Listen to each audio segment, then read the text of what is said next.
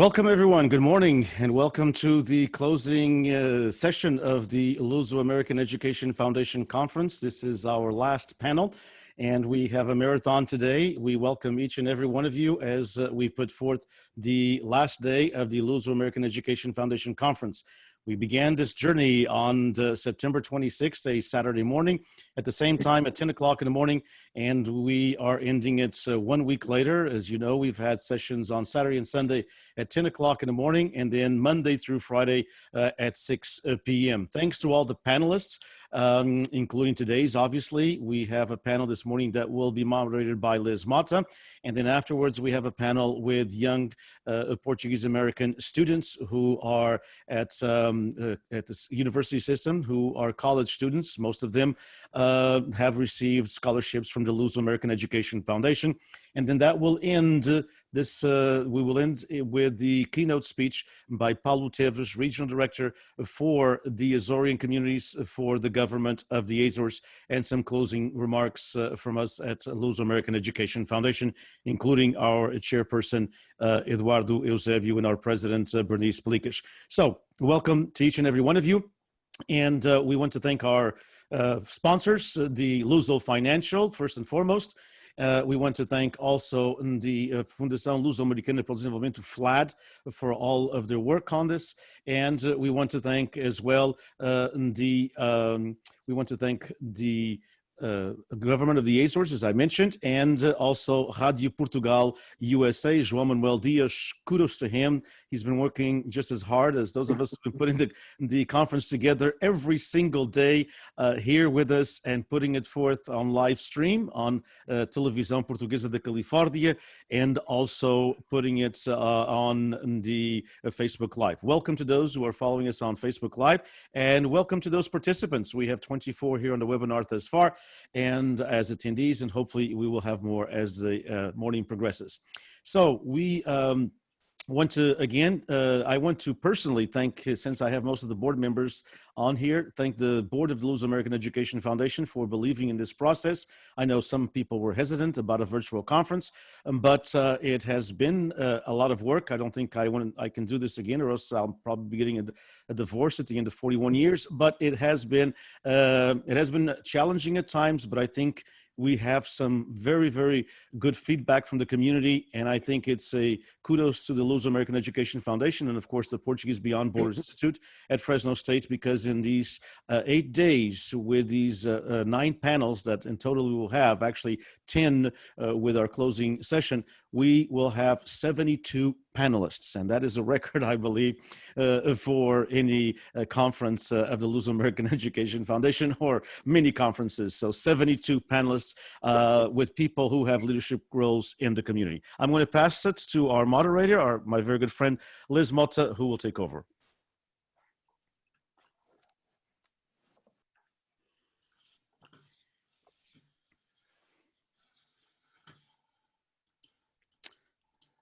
Liz is on mute, please. Yes, you're on mute. Liz, you're on mute. Mute, I thought. Okay, here you are. You are now. No, you're still on mute. You're still on mute. Sorry, Liz. Do you want to? You were off. You're back on. You're off now. Okay, now. Don't touch. No, that first time. Go back. Mute. Okay. Okay. My name is Liz Mata, and I'm a director of Luso-American Education Foundation. It's an honor and a privilege to moderate today's session, where you will have the opportunity to listen to members of our advisory board, of our directors, and individuals who donate their time to make sure that Luso-American Education Foundation provides a wide range of services. We are going to begin with our first presenter, Bernice PELICAS. Bernice PELICAS is president of Luso-American Education Foundation, and she is going to enlighten us on scholarships and grants. Okay, thank you, Liz. Before I start, I just wanted to say that on behalf of the Luso-American Education Foundation Board of Directors and myself, I'd like to congratulate Denise for his vision, his dedication, and passion in bringing this virtual conference to a reality. I know he spent countless hours coordinating all the past week's events. And I would also like to thank all the panel participants and moderators for their time and insight some of the issues facing the Portuguese American community. I hope we can continue the momentum started during this conference to enrich and empower our Portuguese American community. The Education Foundation's most important responsibility is to promote the Portuguese language and culture through the scholarship program and other cultural activities. As an organization, we are committed to furthering the education of qualified students. And here's some background information about the scholarship program. In 1963, the Education Foundation established a program for the exchange of students ages 18 to 23 between the United States and Portugal. The program was first designed to help students in the US to further their education by attending universities and colleges in Portugal. Then in 1964, this program was expanded by offering scholarships to students in the US to attend colleges and universities in the United States. Under this new expanded program, our first year of offering scholarships was in 1965. Since 1965, with the support and substantial contributions by the Luso-American Financial and its predecessor, the United National Life Insurance Society, the foundation continues to be able to award scholarships to youth and adult students. For example, since 2010, the foundation has awarded over 700,000 in scholarships and grants. I think that's a remarkable amount.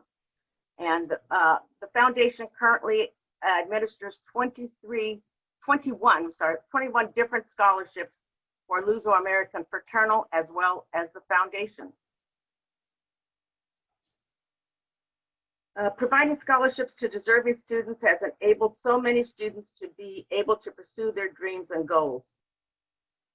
Today, we have one such person who was one of the first recipients of a fraternal scholarship, Rich Mata. He will talk about how receiving a scholarship has impacted his life and career. In closing, we need everyone's support to allow us to continue to award scholarships. By supporting our various fundraising activities and by becoming a member of our organization, your dollars provide the funding necessary to continue this program. And for more information about the different scholarships and the qualifications required, I'd like you to please visit our website with all the information on each individual scholarship. The slides you're seeing now are the recipients of the 2020 scholarship program for this year. So I'll let that continue to run. And in closing again, I would like to thank also John Diaz for his technical work in getting this off the ground, and for Anthony Pugh also with the wonderful slides he's prepared for today's presentation. Thank you. If I could add just one thing before, as President Bernice PELICAS mentioned, these are the students who received the scholarship for 2020. And indeed, Anthony has also helped with all of the promotions that we've done, all of the different flyers. That was the creativity, as Bernice mentioned, of Anthony Pio. Thank you so much.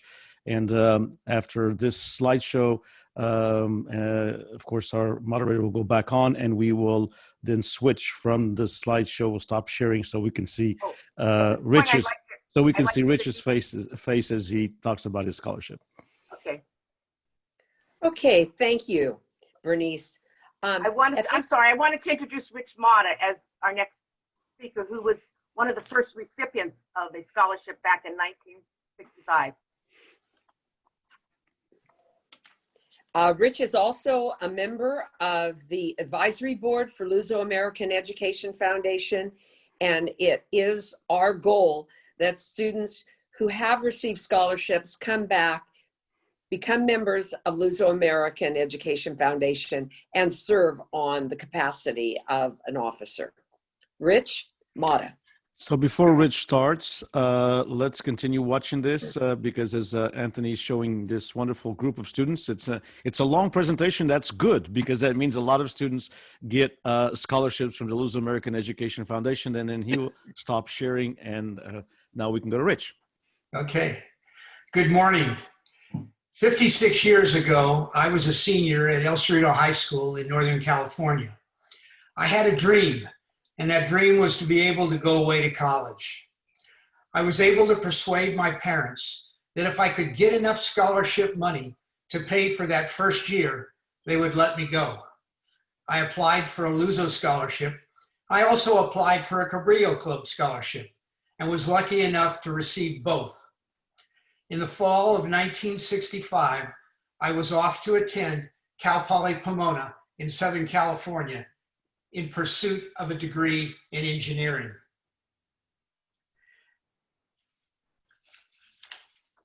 I graduated with honors in 1969 and immediately came back to Northern California.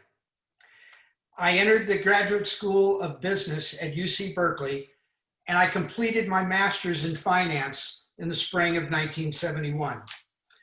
I then went to work for Pacific Telephone and Telegraph as a supervising manager in their network engineering organization. I would end up spending 35 years in management, over 25 of those years as a senior manager. I held vice president positions in network operations, human resources, information systems, process improvement, project management, and service quality. I also served as the vice president and chief of staff for 3 different CEOs or presidents of the company. When I retired, I was a direct report of the CEO. I had been retired for about 6 months when the CEO would call, and he called to ask me to return as a consultant to help the senior team with several projects and issues. I would end up working as a consultant for 8 more years. Bottom line, I had a great career, a 43-year career working in telecommunications. Clearly, obtaining that Luso scholarship in 1965 made a big difference in my life. In recent years, I have tried to find ways to give back to Luso. I currently serve, as was mentioned, as a member of the Education Foundation Advisory Board. I am also currently serving as the president of the Oakland Council. There is one other very important benefit to receiving that Luso scholarship.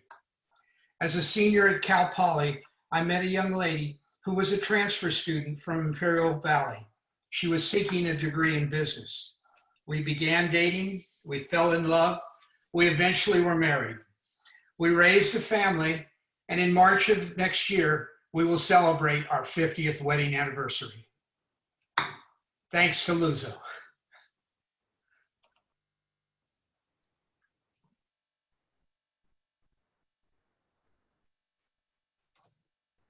We lost Liz. Liz is having some technical difficulties with her camera. I think I'm on now. Yes, you are. Thank you, Joanne. Thank you, Rich. That was really great. It is a wonderful and an inspiring story to listen to such success. And sometimes in the Portuguese American community, we don't know these successes. We need to tell these stories more and more. So we need to write up the Rich Mata story for people to know through the Portuguese press. Thank you so much, Rich. I think we're still having issues with Liz. I know that Anthony has the guide of who will be going on next. So I will turn it over to Anthony to introduce with the slideshow who will be going after Bernice PELICAS. And that is the conference. So we'll start with Eduardo Zébio. Thank you, Denise. Thank you, Rich. And before there was Zoom, before there was iPhones, before there was Denise Borges, as we know him, there was a conference in education. All right, the first, and you can see the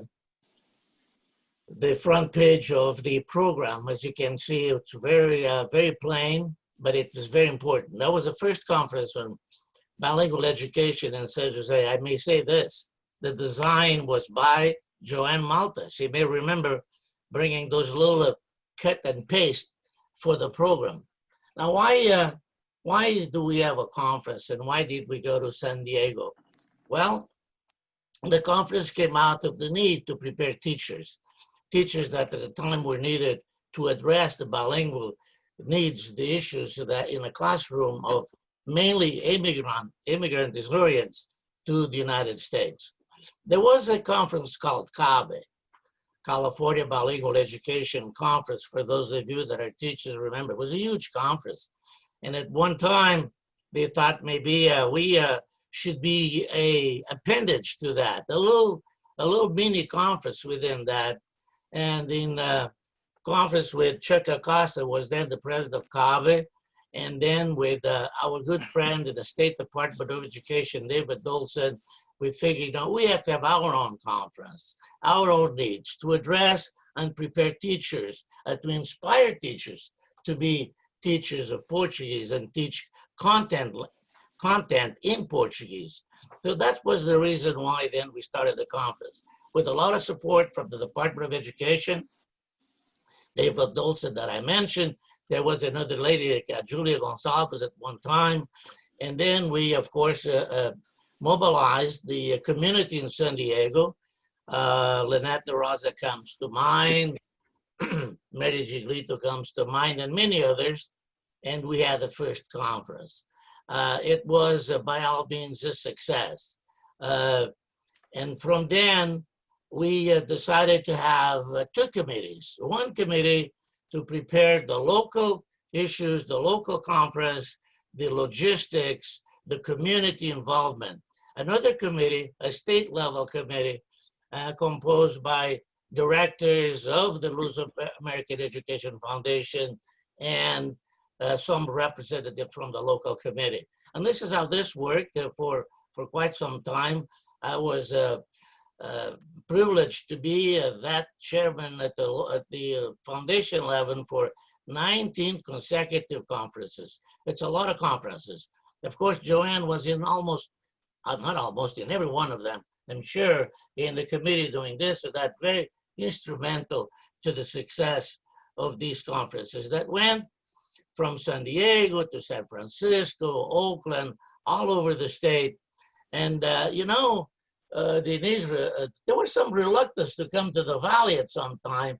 They figured that was not, people didn't want to come and visit the Valley until I said, we need to go. And we went to Turlock, and that was a very successful conference. Indeed, the most successful conference then I've been in the Valley because of the participation of the involvement of the community. For me personally, were the easiest ones because people were much more willing to work and do the necessary things to bring together what?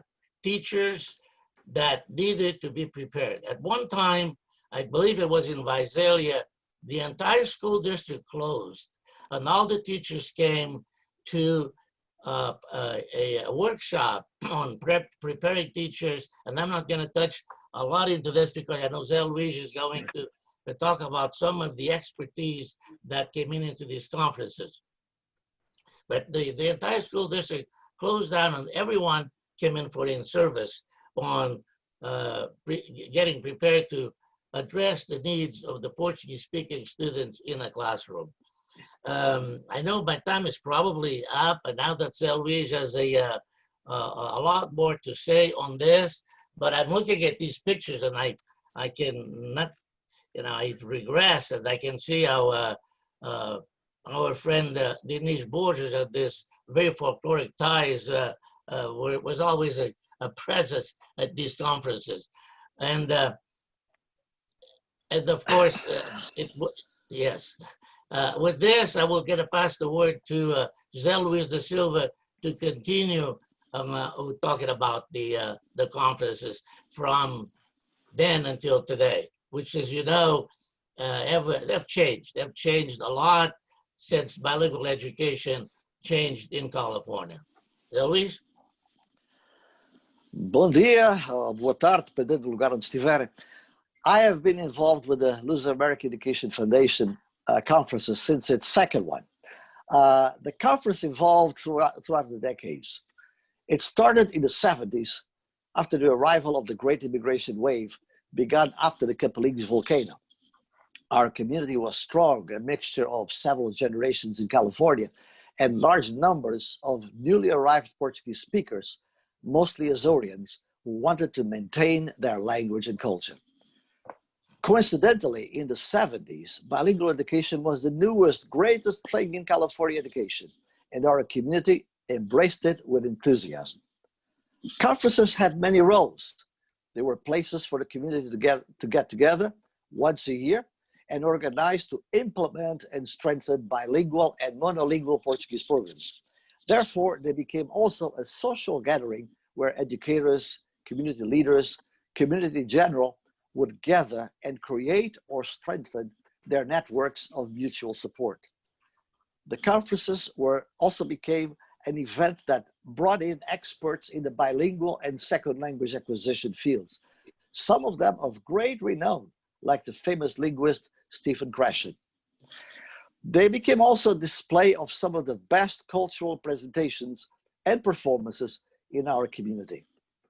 In addition, the conferences were also a connecting place with Portugal, particularly the Azores, whose regional government has been a strong and loyal supporter from the beginning. They also connected our community with other Portuguese communities, particularly in the East Coast and Canada. With time, the conferences evolved. As bilingual education lost political support in the state, they started to focus on the teaching of Portuguese as mother tongue or second language. Universities, which always had a very important role, became a stronger component, and the conferences alternated between community events and more academic venues. The connection between community, public schools, and universities has been the key to the success and continuity of the conferences. This year, the conference was to be a great event under the auspices of the Portuguese Beyond Borders Institute at Fresno State University. But the pandemic got in the way. However, the pandemic also taught us that there are new ways of approaching the conferences. And I think we learned this year that innovation can be a very good thing. Thank you. Can I say one word here? As a wrap up, it would be remiss in my part if I didn't talk about two people that you see right in the middle of this picture. One was Barbara and JJ, was instrumental in many conferences from the beginning. And then the man that always was behind making sure that we had a conference and never skip one, Manuel Reyes, then president of the foundation. And Manuel Reyes confidentially told me, Ed, you should continue this no matter what. There has been, issues, problems. Some people sometimes wonder why we do it, but we continue to do it because we know it's important and that it's birthright. Thank you. Thank you. Thank you, Eusebio, and thank you, Giselle Luis, for insight. At this time, we are going to move on to our next speaker, who is also a director of Luso-American Education Foundation. He is going to enlighten us on the Dia de Portugal, the Day of Portugal activities that is sponsored by the foundation. I want to introduce Dr. Manuel Betancourt. Good morning, everyone, or good afternoon. So I'm going to talk about the Day of Portugal. I have to do it in 10 or minutes or less. I have to be only the highlights, because to mention over 50 years of Day of Portugal, it would take a long time, and I don't want to be over my time. The Dia de Portugal celebrations, sponsored by Luso-American Education Foundation, began in 1966, according to Mr. Rodolfo Vernaz, who was chair or co-chair of the celebrations for 30 years. The first day of Dia de Portugal celebration was held with a banquet at Golden Room of the Fairmont Hotel in San Francisco. The following years, the luncheon was held in Oakland's Goodman's Hall, and Oakland was where the LUSO office was located before moving to Dublin. And it was where I attended my first LUSO American Education Foundation luncheon and Dia de Portugal meetings. It was in 1986 that I began my 20-year participation as chair or co-chair of the LUSO American Education Foundation Dia de Portugal celebrations. In my files, marked LUSO American Education Foundation Dia de Portugal celebrations and LUSO American Education Foundation conferences, I have hundreds and hundreds of photos, most from the conferences and Dia de Portugal, but I have selected only 3 to show, to put in. One of them is with my 2 mentors, Mr. Rod Alvernaz and Dr. Nova Holton. They were the ones who taught me how to run a meeting and how to be more conservative, because I was a liberal Democrat. Well, I don't think I was as liberal as Denise and my wife, though.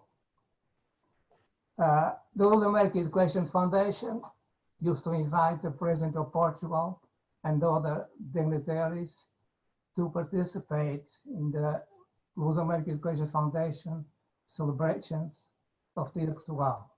In 1998, as you can see in the photo taken at City Hall in San Francisco, at the Portuguese flag raising is Mayor Brown, and from Portugal, the Minister of Labor, Eduardo Ferro Rodrigues, and the Consul General of Portugal in San Francisco, Ferreira da Fonseca, and his wife, Luisa. Something interesting happened on this at this time. We had a meeting in San Jose with the consul and his wife, Dona Luisa, came also. And we were talking about who's going to pick up the minister, the trabalho in the San Francisco airport. And Dona Luisa goes, but nobody knew him. So because nobody wanted to pick him up. And Dona Luisa says, you don't have to worry. When you see coming out, o homem mais feio é esse mesmo.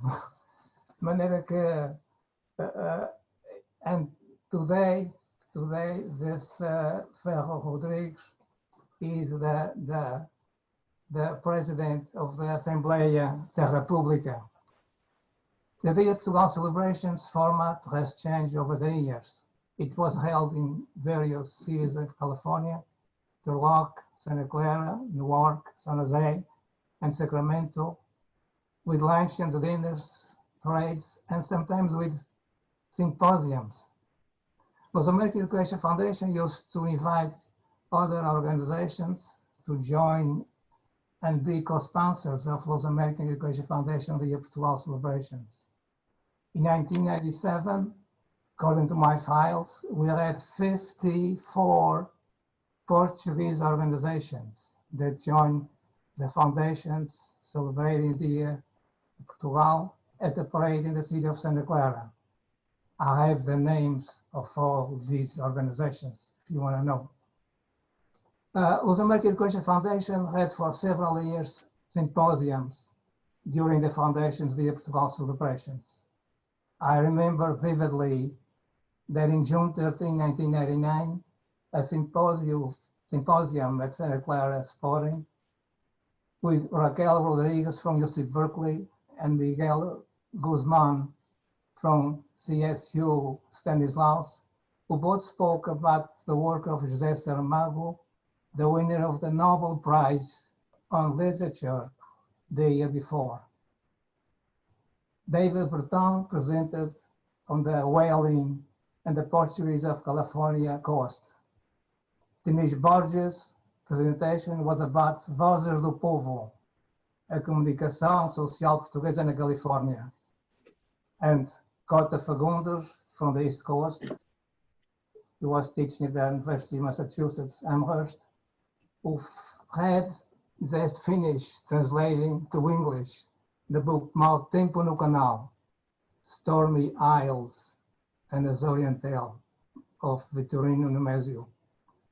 It took him about 7 years to translate this book.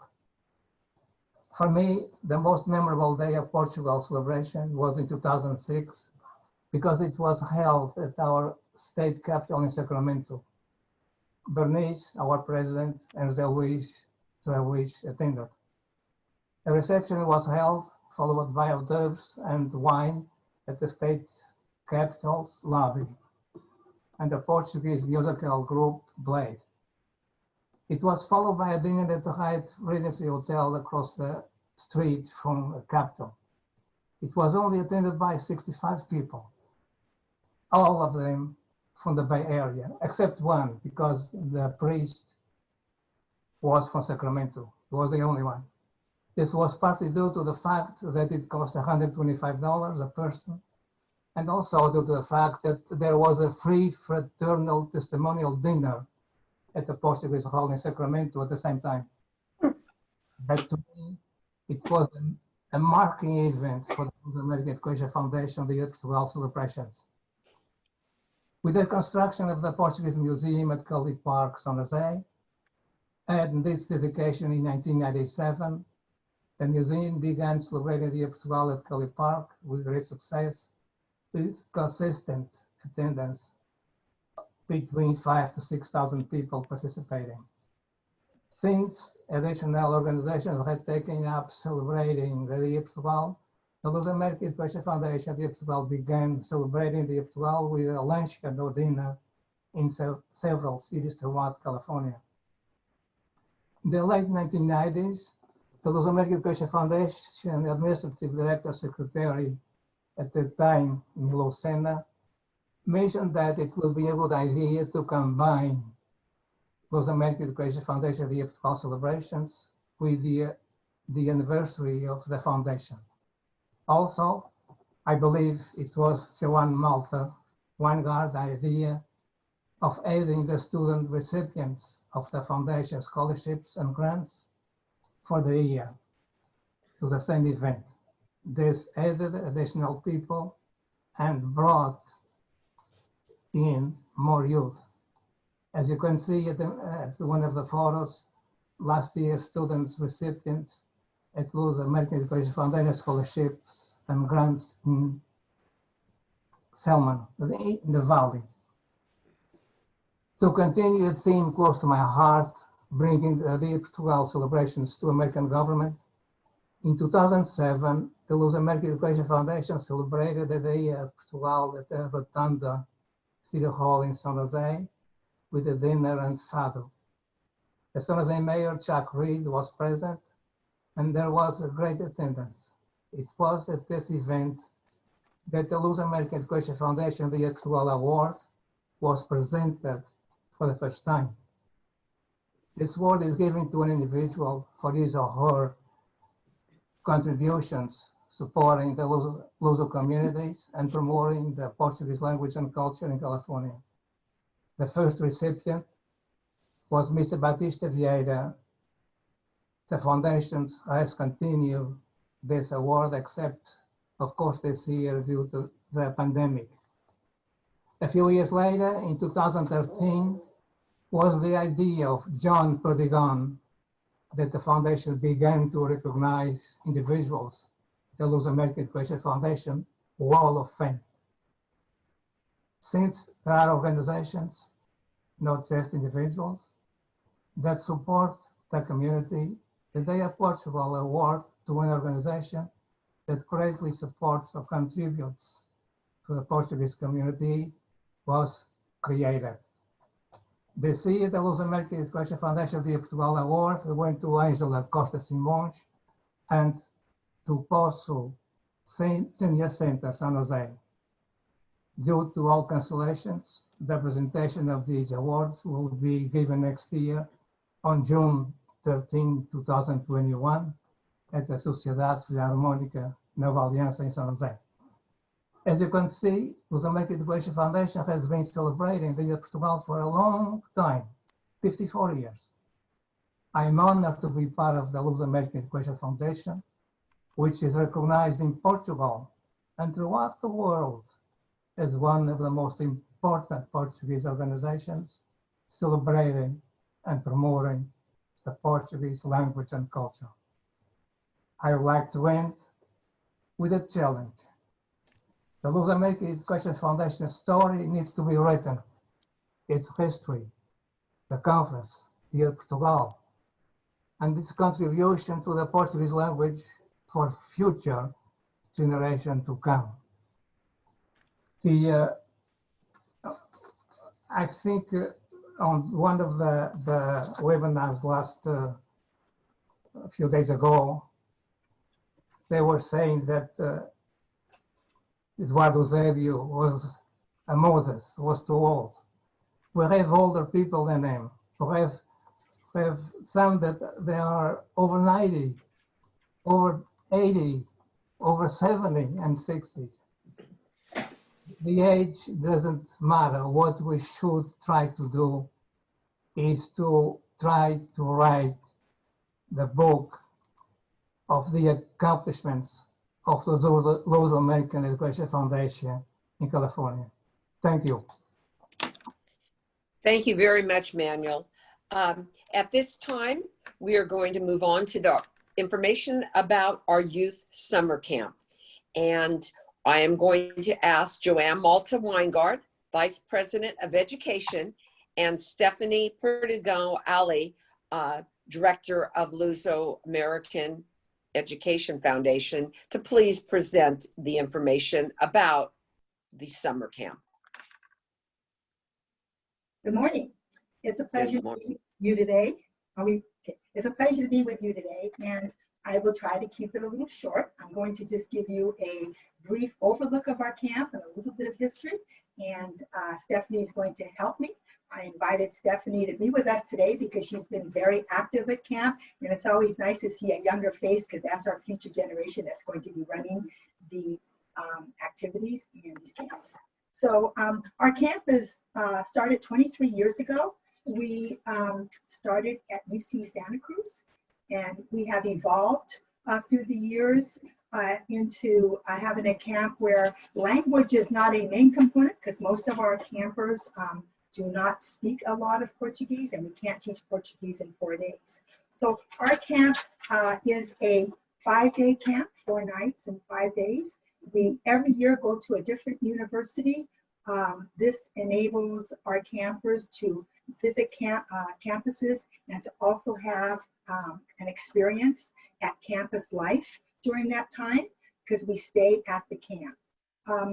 Our camp has, and you can see on the screen, this is an overview, the ages of our campers are 12 to 17 years of age, and our mission, we really have 4 goals in our mission, and one is to generate the education enlightenment of a campus atmosphere, to immerse the students in a multiple dimension of college life, where they can promote their appreciation for the Portuguese participants' cultures and backgrounds.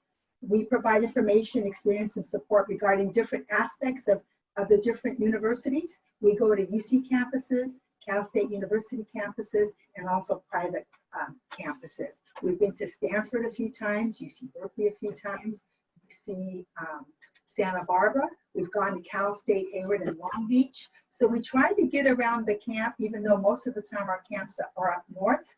We all work as volunteers, the administrators, the staff, and we do it from just the goodness of our heart many times. There is some stipends for some of the positions that we do give out.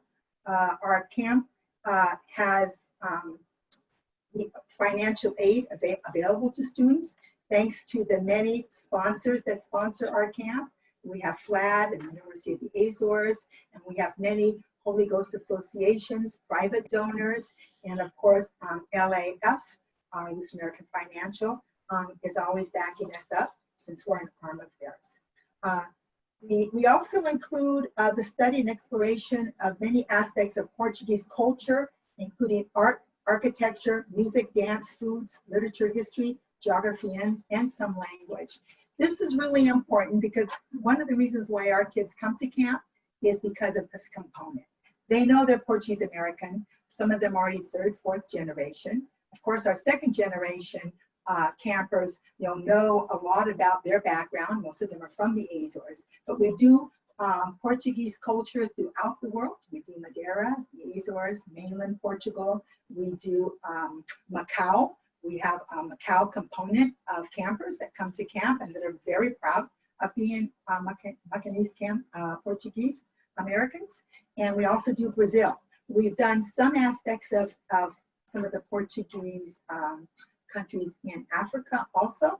So again, it depends on where our camp is at. Because we rotate our camp every year, we don't have a set agenda of things that we do every year that are exactly the same.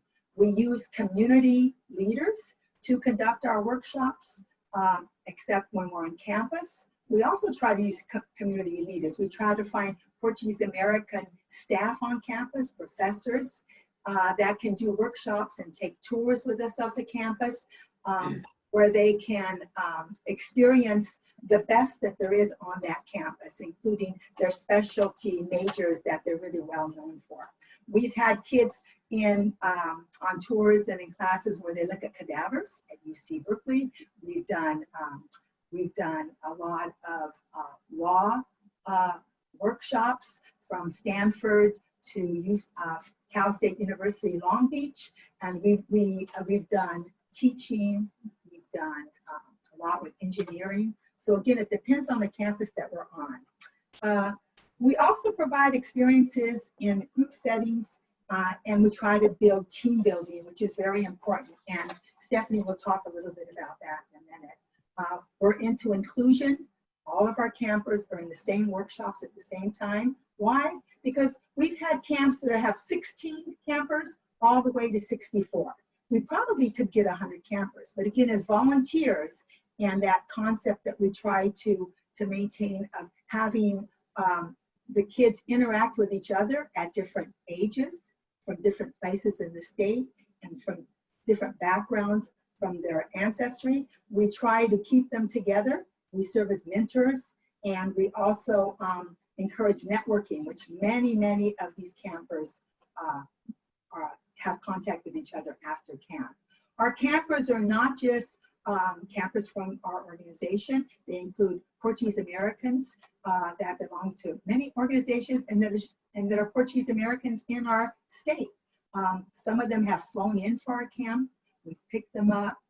In general, most of them seem to wiggle their way down there. We have parents that are very active in camp, so it's not a kind of camp where our campers think that their parents aren't going to be around, or a tia or an uncle. So it's an inclusive camp. We are one large family. So there's a lot more for me to talk about, but I don't want to be here all morning with you. So I'm going to put Stephanie online since I'm seeing her on the screen right now. And it's been a real pleasure working with Stephanie. She came when she was very young. I've known her since she was born. I'm also one of those dinosaurs like Eusebio. I've been around for many times. And we are now passing the baton for camp in the next few years to new administrators that will run the camp. And it will change a bit because that generation has many more ideas that will be much more effective with our campers. So at this time, I'd like to have Stephanie. Why don't you talk to us about what you'd like to say about camp? Hi, good morning. It's great to be here, and I want to thank Joanne for inviting me to speak about camp. Consistently, all of us on this board agree that camp is one of the best programs that we put on throughout the year. And I want to thank Joanne for all of her hard work throughout the years in putting this camp together. And it's really her baby. And she's like the kids of all at camp. Everyone loves her. Like Joanne was saying, I was a camper myself. It's really great to be back as a mentor and to see how camp has grown and evolved, but really stayed the same at heart. And like Joanne was saying, our camp is immersive. The kids get to experience dorm life for 4 days. And for some kids, this might be their first time away from home, their first time sharing a room. And all those comforts of dorm life, you know, communal showers, communal bathrooms, eating in the cafeteria, all that fun stuff. And, you know, just getting them out of their comfort zone a little bit. And when we room the kids or put them in groups, we try not to have them with people that they know, so they can make those new connections and really put themselves out there. And it's really a culturally immersive experience. You saw some of the activity, you see some of the activities there on the screen that we like to do. We've had Elia Souza come and do art with the kids. She's great. We've done azulejos, all kinds of things with her. Folklore, the chamarrita is always a big hit with the kids. They love to do the chamarrita. Zé Luís, every camp he sings with the kids, O meu chapéu tá entre os bicos, and it's always a hit. We've had parents come and do food demos with the kids. We had a mom do brigadeiros. We've done arroz doce. Lino did a carne spit demo a few years ago. That was a lot of fun. And the kids love to do all the cultural things, and they want to keep doing the Portuguese cultural things even during their free time. They put on their own music and they have a festa, and they love to play sueca or do folklore dancing. They love it, and it's so great to see all these kids coming from different backgrounds all over California, different age ranges, like Joanne was saying, middle school to high school, and coming together and making friends. And by the end of camp, it's a big familia portuguesa, we like to say. And we really try to foster that family atmosphere and make it a safe space for the kids to blossom and come out of their shell and try new things. Because as Joanne was saying, those networking connections are really important, and those friendships last a lifetime. I know for me, I still keep in contact with people that I went to camp with. And you're gonna meet some more kids that have gone to camp in our next segment. So that's great to see, kids with bright futures that have gone to our camp. And it's really, they're a testament to our camp and all the things that they've learned. And we had a grandmother contact us a few days ago about her granddaughter going to, she's going off to college next year, and she's trying to do these college tours, but because of COVID, it's a little hard.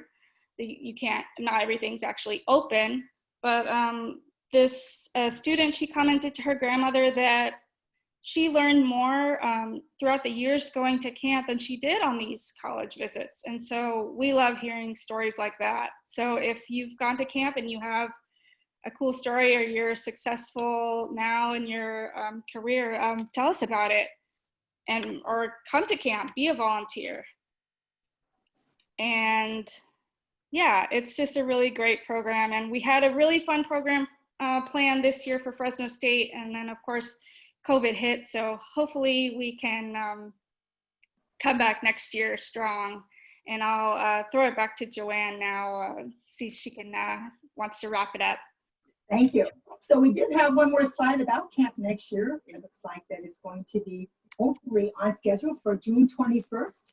If everything goes well, and we're planning on doing it at Cal State University, Fresno State University next year. We have wonderful connections that always helps at camp. And again, I'd like to thank all of our sponsors, the foundation, and the organization, Luso American Life, for their support. We're one of the very few committees that spends money instead of having a fundraiser where we're making money, but we're always interested in having people, of course, donate to camp. You can specifically do that. Or if you have a specialty and like to be at camp and we're in your area, you're welcome to join us. We'd like to also thank all of our community leaders that have come to camp. We do a career panel every year, and we get people that come and talk about camp, and this really revs our kids up. And they also get to use those panelists as mentors in their future in planning and going to college. So our kids at camp and our staff are the future, really, of the Portuguese American community that's coming up and for our foundation. And we are so excited to be handing that baton to them because they're ripe and ready to go. And so it's been a pleasure being at camp. Of course, as the avó and vis-avó, I'll probably show up at camp once in a while, but I'm hoping to pass that baton on. And Zé Luís, who has supported me for so many years, and Mr. Joe Resendez, and many, many more. There's been many of us. I've been at camp since the beginning. I haven't always been the administrator at camp or the director. We kind of put lots of people in those different roles because it's important that we work as a village and as a community. And so I'd like to thank you for your support, and we're hoping that the viewers that are watching us today that do not know much about our camp become much more interested, because again, it's open to everyone. Thank you so much. Thank you, Joanne and Stephanie. Again, the next speaker is going to talk about fundraising. All the activities we discuss far exceed what we collect, and we do fundraising. So Lino Amaral is our Vice President of Fundraising, and he will tell you activities that the foundation sponsors. Thanks, Joanne. Yeah, obviously, like most nonprofits, the foundation's fundraising efforts have reduced to a trickle this year due to the pandemic. We're a social organization. We rely on social communication, and we have to come up with some creative new ways like this wonderful virtual conference that we've done. So we're fortunate that we've been around for so long that we will survive this year without some of the fundraising efforts that we're unable to do this year. But I want to remind everyone out there, if you are not a member of the Education Foundation, you can donate by becoming a member. You can donate dollars, your time, your expertise, and all donations are tax deductible. So we'd appreciate any generosity out from Cyberland out there. Typically, we have, as you see from the shot on the screen, one of our largest fundraising efforts is the annual San PELICAS golf tournament. As a board, due to COVID, we decided to postpone that until next year. Last year was the 23rd annual golf tournament. Over the years, we've raised over $300,000 for scholarships and grants to the foundation, presented in the name of the foundation. The last year's tournament raised over $17,000, so we've been very successful with that. Again, it's a testament to our sponsors, our participants, those people that go to it. So we couldn't do it without any of you. We're proud to announce that the name has now been changed to the PELICAS Rosario Annual Golf Tournament to honor these two best friends who left us too soon and really got this started off at the beginning. So in the name of Sammy PELICAS and Manuel Rosario, we changed that name. Every year we also have the annual Royal Court Queens Contest, used to be named with Luso American. This year was still held. These contestants did an outstanding job, in particular given light that there was no convention. That was postponed as well. But obviously those all go to some of those wonderful, well-deserving students that we saw in some of those pictures. I too got my Luso scholarship some 500 years ago. And so that's some of the things that we do. We also have had other fundraisers like Tips for Change, which is you go to a local restaurant in Danville, which would usually raise a few dollars for us. We're unable to do that. Along the same lines, we have the plan to do something similar and partner with Portuguese restaurants or stores or restaurants that had affiliations with Portuguese food across the state, somewhere around Portuguese Day, Dia de Portugal. But due to COVID, we couldn't do that. Kind of an opportunity to cross-promote not only the Education Foundation and get some of these tips or a flat donation from the restaurants, but also to promote these restaurants. And we're going to endeavor to do that even more so next year because they've been some of the companies and small businesses that have hit the most during this pandemic. So if you have a restaurant across the state or offer Portuguese food, Portuguese market, reach out to us. We'd love to connect with you and hopefully put something together for next year. One last thing I'll mention is Amazon Smile. Everybody and their brother orders stuff from Amazon, especially when you're sitting on your couch for 6 months. We're all in debt to Amazon, I think.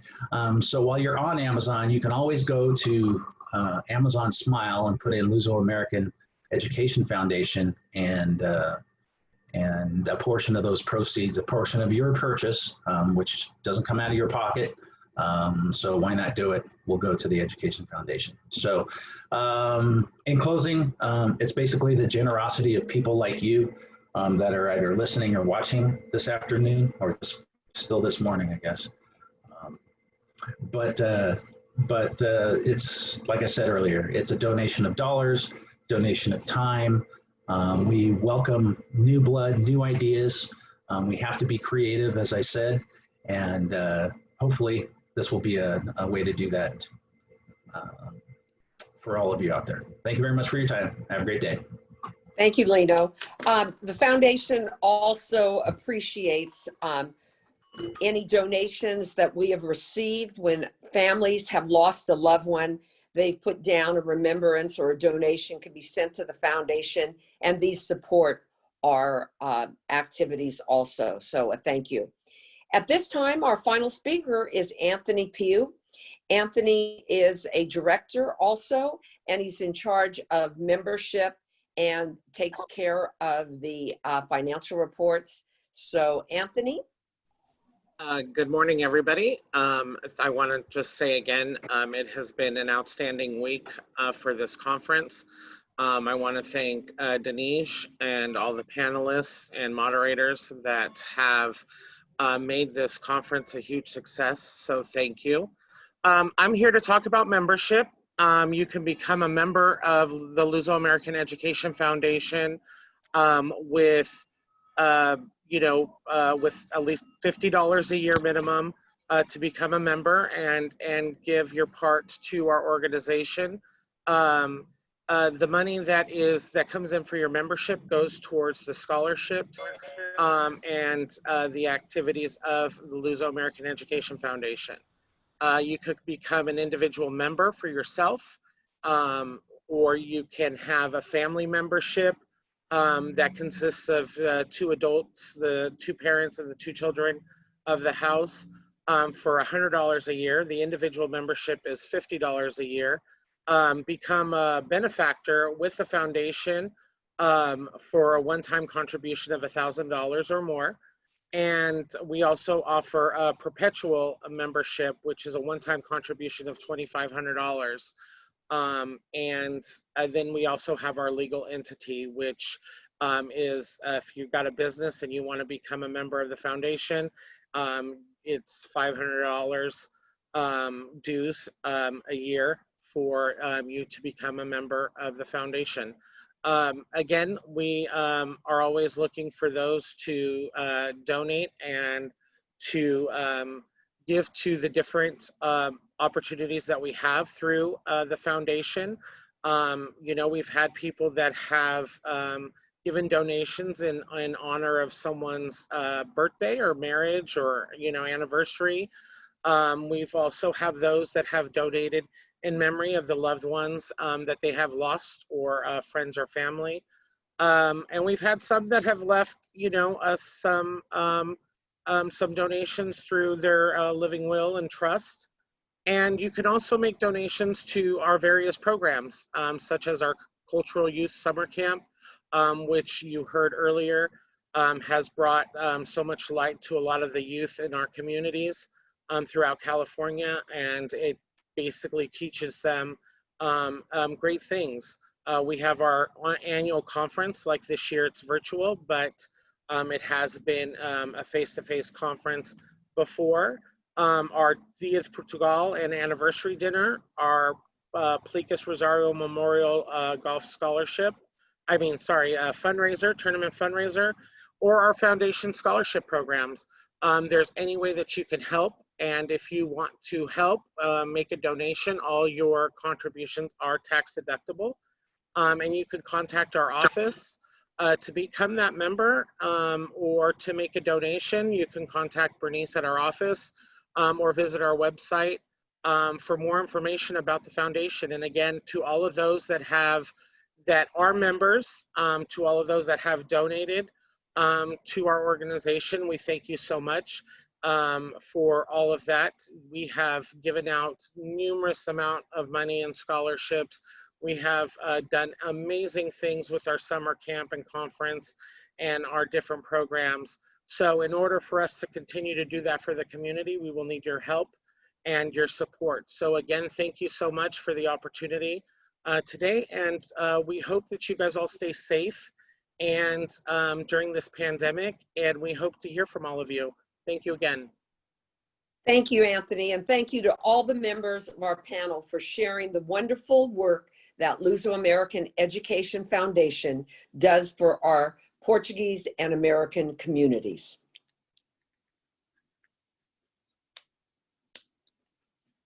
Denise? Thank you, Liz, and thank you so much. Thanks to all the panelists. As it was said, we're just running just a few minutes behind. We appreciate it. Thank you to Anthony for doing the technical end of this as well. We are going to start our student panel in a little bit, and those of you who are panelists, I can go ahead, you can just stay on. I can go ahead and switch you to attendees, or I know some of you have commitments as well. So we can see all of our young people who are joining us as we speak right now. And I think either Anthony or myself, we can switch the directors over to attendees because Anthony's a co-host with me on this. So I believe that'll allow him to help me out as well. So we indeed, that was the story of the foundation. And as we get the technology ready, I just wanted to mention a couple of different things that, Eduardo Zebio in the beginning, when he was talking about the conference, said there was some reluctancy to come to the Valley. There still is. It's nothing has changed at the end of all these years. And it was also very, very nice to see, especially some of the icons as Manuel Reis and Abel Alves and others. And one of the interesting things as well is people age differently. I mean, look at Manuel Betancourt. He hasn't changed. His hair's the same color. Eduardo Zebio and mine are different. So we have to find out, Eduardo, what Manuel does in order to stay young without from the pictures from 20 years ago to today. What's that? I can guess. Okay, it's only a guess. And so I think we have most of our young people on, and we're working on putting everyone else as an attendee. So we were going to continue now. There we are. I don't see Grant. I hope to see his face here. There we go. There's Grant right there.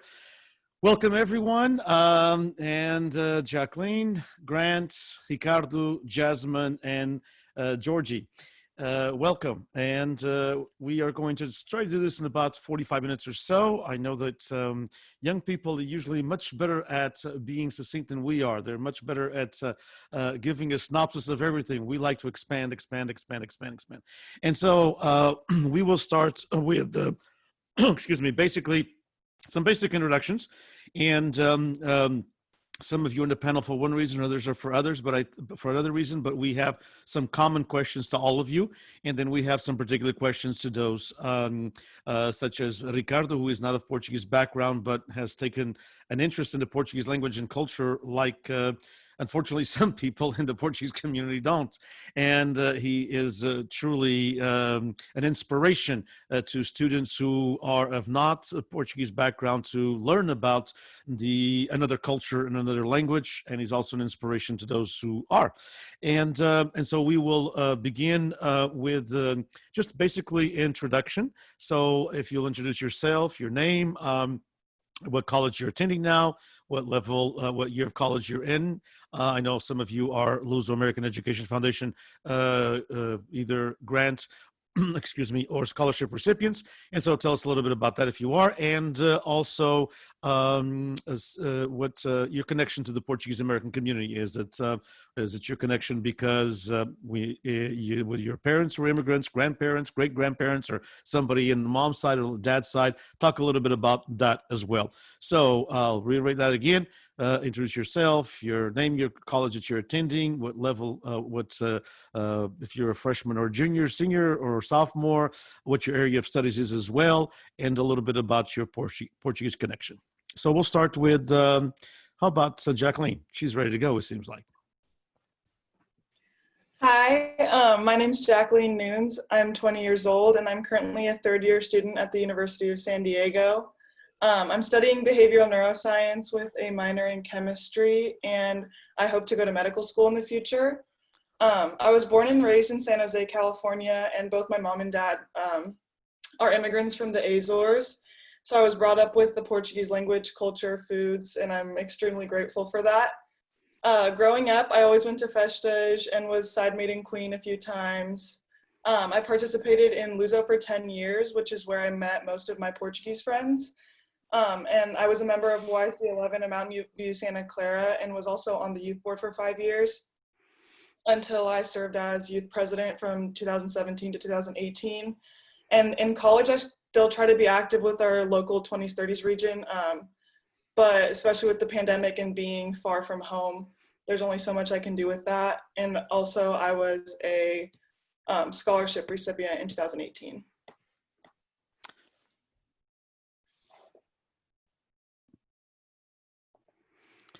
Okay, fantastic. So who should we have next? How about a young man, Grant? All right. Good morning, everybody. My name is Grant Silva. I'm 20 years old and I'm in my third year at Sacramento State. I am a mathematics major right now I'm going towards being a teacher. So I'm going to get most of my major classes started now after finishing all my GEs the first couple of years. I guess I chose Sac State, believe it or not. People may think I'm crazy, but I chose Sac State to stay closer to my home area, just to stay involved. I guess my connection to the Portuguese culture, it really started with my grandparents. My parents are from Peak and Fayal. My mom's parents are from Flores and Peak as well. And they met over here. My parents were born and they were raised Portuguese just like me. So our family kind of starts off with we're very involved in the FESM Festa Manteca. My parents have been presidents, my grandparents have been presidents multiple times, as well as my aunt and uncle multiple times. So I guess growing up with the Festa is really where it all started, getting all getting excited for our culture and everything, helping out wherever I can, growing up, helping set up tables, chairs for dinners, helping out at dinner. So our local Festa has been really big for me. I also play in the Azores Band of Escalon. Music is a big part. The Portuguese music side of our culture has been a big part of my family. My dad has been singing in conjunts, playing in conjunts for a long time. Him and his father, my grandfather, were also founding members of the Azores Band of Escalon. So now I'm kind of keeping that tradition up. My mom played. My parents actually met from the band. They were presidents for a band. So Portuguese bands are also a very big part of my culture. And then I guess the largest part of my culture and involvement is with the Luso-American Fraternal Federation. I've been a member since birth. I danced for Youth Council 24 of Northern San Joaquin Valley since the age of 3, where I still stay involved. I now choreograph and I'm a youth leader and I help out wherever I can with the Youth Council. Locally now, I'm also very involved in our 20s, 30s region, where I am now the president, and we're really, I'm very proud and excited of everyone that is involved with that. We're really getting going the last couple of years. I've been involved statewide with the youth. I was youth president. I came up with the board with like Jacqueline, for example. And now I'm really getting involved in 20s, 30s, and hopefully, possibly that is something that I'd be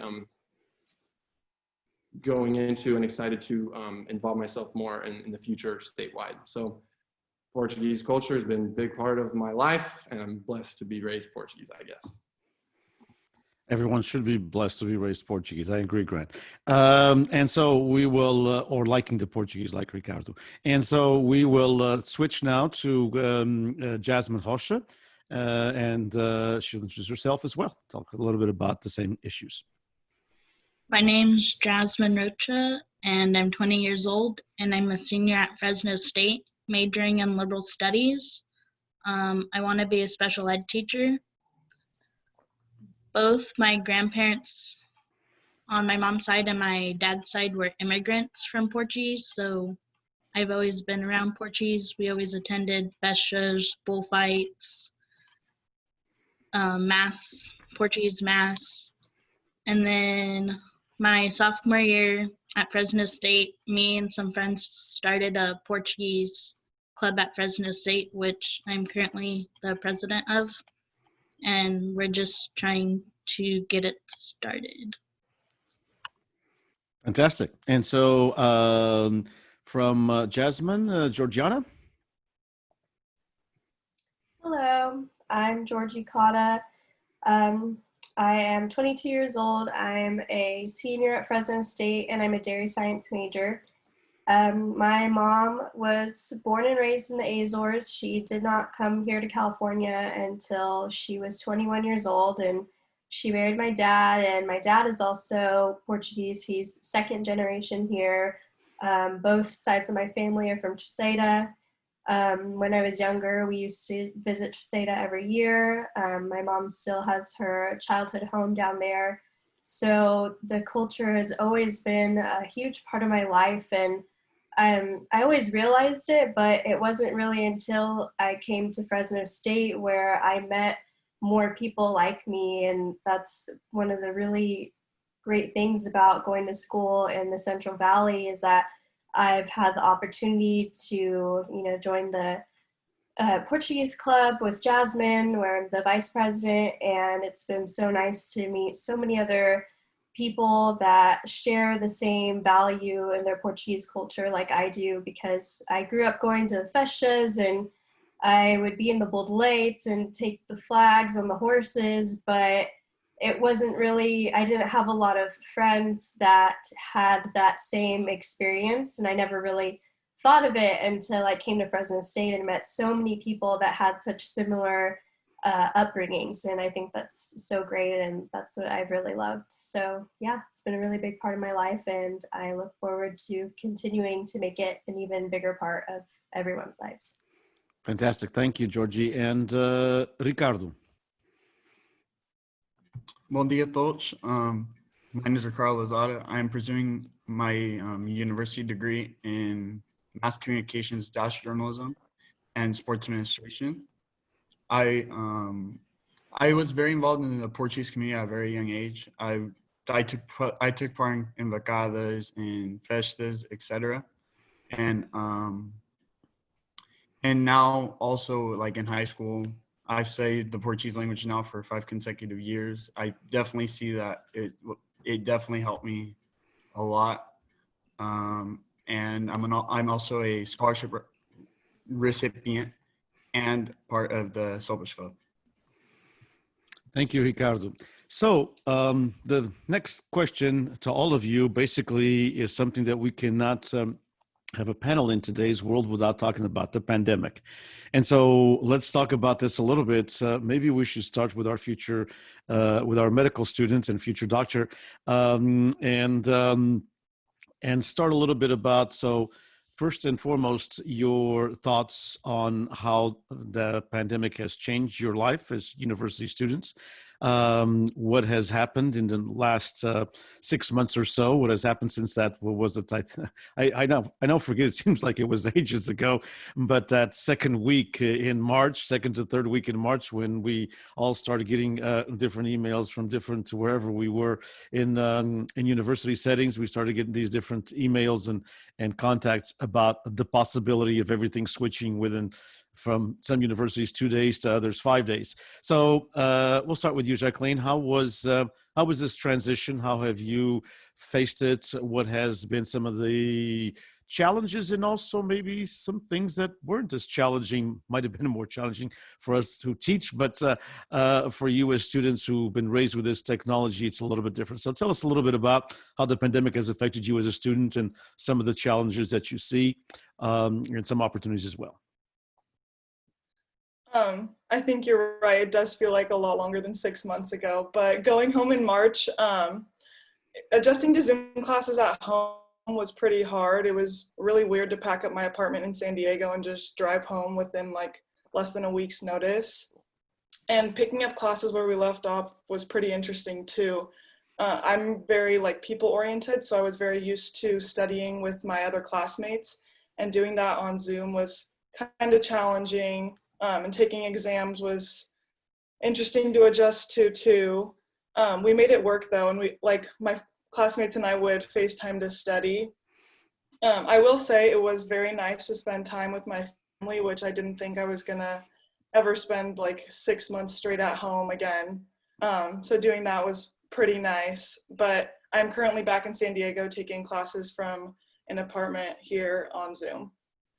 So yeah. Okay. And so we'll follow the same order. So we'll go to Grant. Well, for sure, my preference is to be at school. I have a lot of preferences for school. I commute, so I commute about an hour to an hour and a half, and I love my commute. On the way there, it's a good morning start to listen to my sports radio, get ready for school, go to all my classes, and then I like having my drive home to just calm my mind, just get my head off of school for a little bit. So that's the best thing about, for me, my favorite part of having it there compared to here, because at home, it's not as easy for me to stay engaged. It's easier for students to stay engaged in class. I do a better job just focusing better compared to here online. It's also harder to connect with classmates. It's easy for me because I do live so far away. When we have a group project or something, if it's at campus, go to the library or go somewhere over there to work on stuff, connect with people, even just have lunch with people to make some friends and grow relationships with people over there. So over here it's hard. Sometimes, like I know I'll have a group project coming up soon. We're gonna have to get on Zoom all at the same time. We all have our own work schedules, different things like that. So that's one thing that's probably the main thing that I think about, that why I prefer it over there, just the people, and it's easier to stay engaged and connect with people, and just in class, it's easier to stay involved and engaged when we're on campus as opposed to Zoom. Good points. And before we go to Jasmine, I'd like to ask those of you who are following along on the webinar, and again, welcome to everyone on Facebook as well. We're broadcasting live on lots of different pages, including the Televisão Portuguesa de California, who's also live streaming under service as well. On Facebook, it's a little bit harder because there's so many pages, so we can't answer all those questions. So we'll try to get to some of them. But those of you who are as participants, as attendees, if you'd like to use chat for any questions to any of these outstanding young Portuguese Americans and a young Hispanic American who is an honorary Portuguese. Actually, he is has been chosen honorary Portuguese by the Society of Portuguese American Students. So you can do that. So Jasmine, your thoughts on the pandemic and how it's affected you? Personally, I like learning in class and being able to engage with people and doing club activities and social events and just being able to be around people. Doing it on Zoom has been much harder, and I feel like some teachers give you a lot more homework because they think you're at home, you have more downtime, but realistically you still have all your classes to do at the same time. And last semester I came back home and I was more distracted because I had my little cousins around me and I was trying to help them with their homework and everything else. So it was more of a distraction instead of me being able to focus. So this semester I went back to my apartment. It's been a bit easier and I've been keeping up with my schoolwork and then just trying to figure out how to do clubs and meetings and everything from Zoom. Because I feel like there's not much of a turnout when you do it on Zoom because it doesn't collaborate with other people's schedules as much as it would in person. Indeed, that's a good point. And Georgie.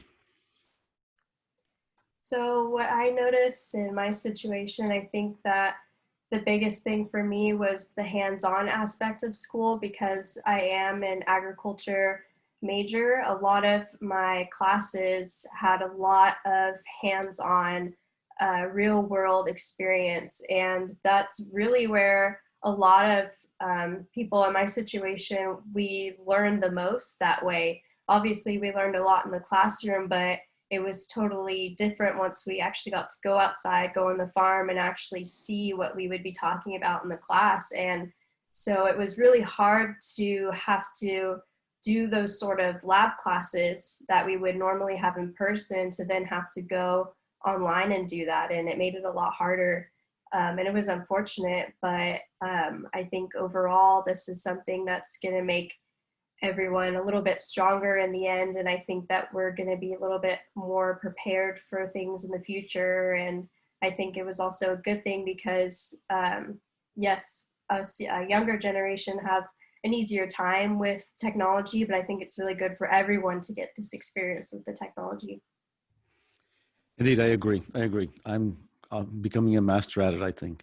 And I actually enjoy some of the classes on Zoom. But like Grant, I also have to travel to teach. And so I travel about an hour.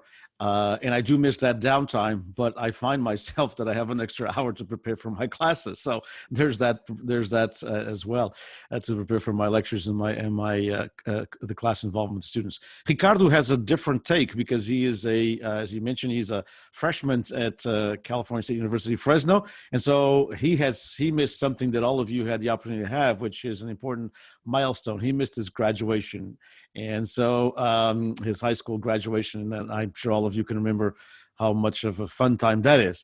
And so there was a graduation, but it was quite different. So Ricardo, tell us a little bit how you felt about ending your high school senior year that way, and not having your graduation, and how do you feel coming into Fresno State, also doing it from home, because it's totally different than if you were on campus. So for my graduation, I felt kind of sad because it wasn't a proper goodbye to people that I've spent 4 years with in high school. And it was definitely a sad goodbye that, especially in high school, when all your childhood friends start going to different universities, that's not like, oh, everyone's staying in Tulare or everyone's going to Fresno State. It was definitely tough in that aspect. But with the way that the graduation went, it was a drive-through graduation. I'm really glad that I at least got to experience a graduation, because a lot of other high schools didn't have a graduation at all. As for university, it was tough not having an orientation. It was tough not knowing how your classes were going to work, what classes you have to go to, that kind of stuff. And something that I find difficult right now is communicating with your professors. It's really hard to get in contact with them through email. It's very hard to have that kind of support that you would have if it was in person. Indeed, and especially in your case, you don't know any of them, so it's kind of, it's a different situation. Sometimes when you're at college, you take the same instructor a couple of times, so you kind of know that person already a little bit. Yeah, very, very tough, I would imagine. Let's switch a little bit to the Portuguese American community. A lot of you talked about what your, involvement has been, and of course, some of you have been involved. Almost all of you have been involved tremendously, including even Ricardo. He was very involved in his 4 years of high school in the different organizations in the Portuguese community. He was actually very instrumental when the Luso-American Education Foundation did the strategic plan for the teaching of the Portuguese language in California. We assembled 7 students, and Ricardo was one of them. Spent countless hours going over some of the things that we do and some of the things that he felt would be appropriate for reaching out to the Hispanic community and have more learn Portuguese. So a little bit about the Portuguese American community. You're all involved one way or another, some of you more than others, obviously. Some of you, because of your college experience, some things had to be put on hold a little bit. But how do you see the community? It's an aging community, I know we're not supposed to talk about age according to Dr. Manuel Betancourt, but look at the 3 of us on top. I mean, other than Bernice, she's a young lady. The other 2 of us are not as young. And so we, it is a community that's changing quite a bit. How do you see the community? You have your parents, you have your grandparents, and some of you, how that has changed as well. The Portuguese language, for example, is not predominant language as it once was. I know that Georgie still speaks it because of her mom, and I believe, I don't know if the rest of you do, but you might want to talk a little bit about that if you do still speak Portuguese, if you have any contact with the language, and how you see the Portuguese community moving forward with some of the challenges, not just with the pandemic. Obviously, the pandemic is a challenge for all communities, but how do you see some of these the events that some of you mentioned, you know, the festas that are now all canceled, the social events, the, you know, will they come back the same way in your perspective, or do you think that because we are an Asian community, things will change a little bit? Because it seems we discussed this throughout the week, and I wanted to get perspective from young people. It seems like, you know, we have festas, and it was kind of a consensus that even the big festas, you know, like Thornton, and you know, those of these great big ones are in the valley. You know, Thornton close to where Grant's at, and if you come down to Turlock, and Hillmar has, you know, these huge festas. The San Joaquin Valley Portuguese Festival was large as well. It was the first time it was held. It was like 15,000 people, but a lot of these festas are 15. At one time there were 25, 30,000, but they've gone down, you know, Gustine, everything else, to maybe 12 to 15,000. And it seems like some people say that there's the same 3,000 or 4,000 that go to all of them. So we have 350,000 people of Portuguese background in California, and a lot of them are not involved, unfortunately. So your thoughts on how you see the community itself post-pandemic? Will everything just go back to the same, or as we are as an Asian community, will things change? And in your perspective, how so? We'll start with Jacqueline. I know it's a loaded question. There's a bunch of stuff to unpack there, but you know, just your thoughts in general. For me, I personally obviously hope that the Portuguese community in California continues to be as strong as we were pre-pandemic. I know, at least for my friends and family, we've all talked about what a bummer it is that all the events have been canceled. So I really hope when things go a little bit back to normal, that people come together and are excited to see their friends and family again. As for the Portuguese language, I have spoke Portuguese since, since I could talk, basically. I learned Portuguese before I even learned English, and I think it is really important for people of Portuguese descent and not even to learn the language, because it is just such a valuable thing that'll never leave you if you continue to speak it into your adult life. I personally hope to teach my kids Portuguese. I don't know what's going to happen with that, but it's something that I really treasure. And especially being in college, I don't speak as much because I don't know anyone who speaks the language. So I think it really is a valuable thing to continue practicing and to learn. Okay, thank you. Grant. So as far as like the language goes, Portuguese was my first language. I wasn't completely comfortable with English or anything, I guess completely comfortable, until I was about probably 4 or 5 years old due to preschool. And my mom tells me that I learned a lot of my English from like watching TV, kids shows growing up.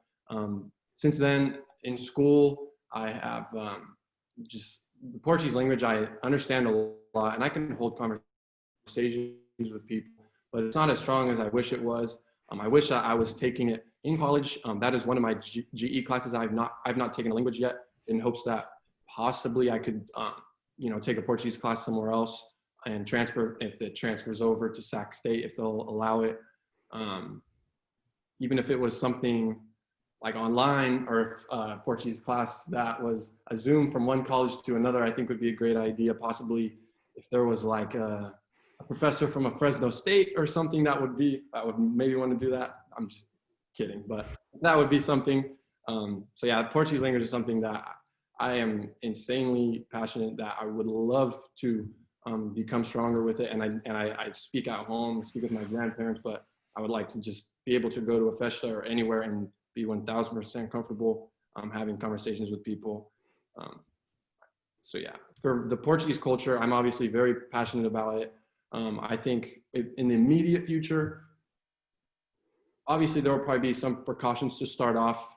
I don't think it'll all go exactly back to normal right off the bat with everything going on. The virus will be around no matter what, so it's going to be something that people are just going to have to be smart with, and forever we're kind of just going to have to figure it out. That's how I see it.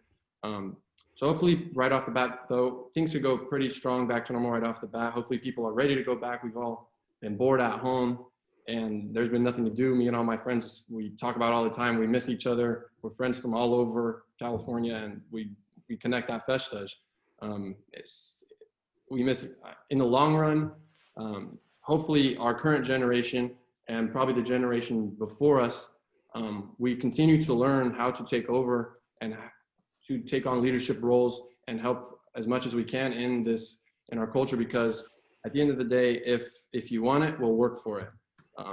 What I talk about is I feel like sometimes people make excuses sometimes, like they're too busy. For me, I know my entire life, I've been involved in so much. You could wake up on a Saturday morning, you go have a soccer game, basketball game, whatever it is, and immediately start driving to a festa, get ready in your dance clothes, and you have to dance in a festa, only to come back that night, go to the dance, and the next day you're already waking up, ready for the festa, play in the band, and that night again, you're going to church in the morning at the festa, that night going back to the dance.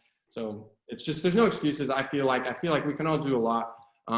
For myself, it's never being heavily involved in it and trying to promote it as much as I can and work for this, like I said, has never stopped me from doing anything either. I think I try to be an example for people to the fact that there is no excuses, that we could do everything, because I mean, my whole life I've still been involved in sports, still been involved in school extracurriculars. I've done well in school. So I think that it's just something that if we want it, we'll take it. And our generation, I think, needs to take more of a firm grasp. I remember about a year ago, one of my friends had a conversation with me. And she said, it's really weird that we're all kind of coming to the age, and it's when do we start taking, leadership positions and promote our generation, I guess. And it's now, because there's no reason not to just start learning and becoming involved. I think that older generations that do have a stronghold sometimes on some ways that they do things, it is okay to allow younger generations to throw in ideas, to put their say in things, and just allow us to learn, because at the end of the day, if our culture is going to go anywhere, it is the future with my generation and like our parents, for example, like I said before. So I think just it is important for us now to not be afraid. And there's no reason to be afraid, because at the end of the day, when you are working through all this stuff, the older generation gets excited when they see young people. I know they get excited when they see young people. So, and like I said, it's fun. You meet new people, and you become involved in so many different things. The last 5 or 6, 7 years that I've been heavily involved in Luso, for example, I've met almost all my Portuguese friends that I'm close with now, and we now go to Carnival, bullfights, festas, everything, all over the state. So I think that it's just important for us to have no excuses, be involved in everything, and try to push the future forward as much as we can, if that makes sense. I don't think it does, but just be involved and make no excuses, because we can make a change and a difference in the future.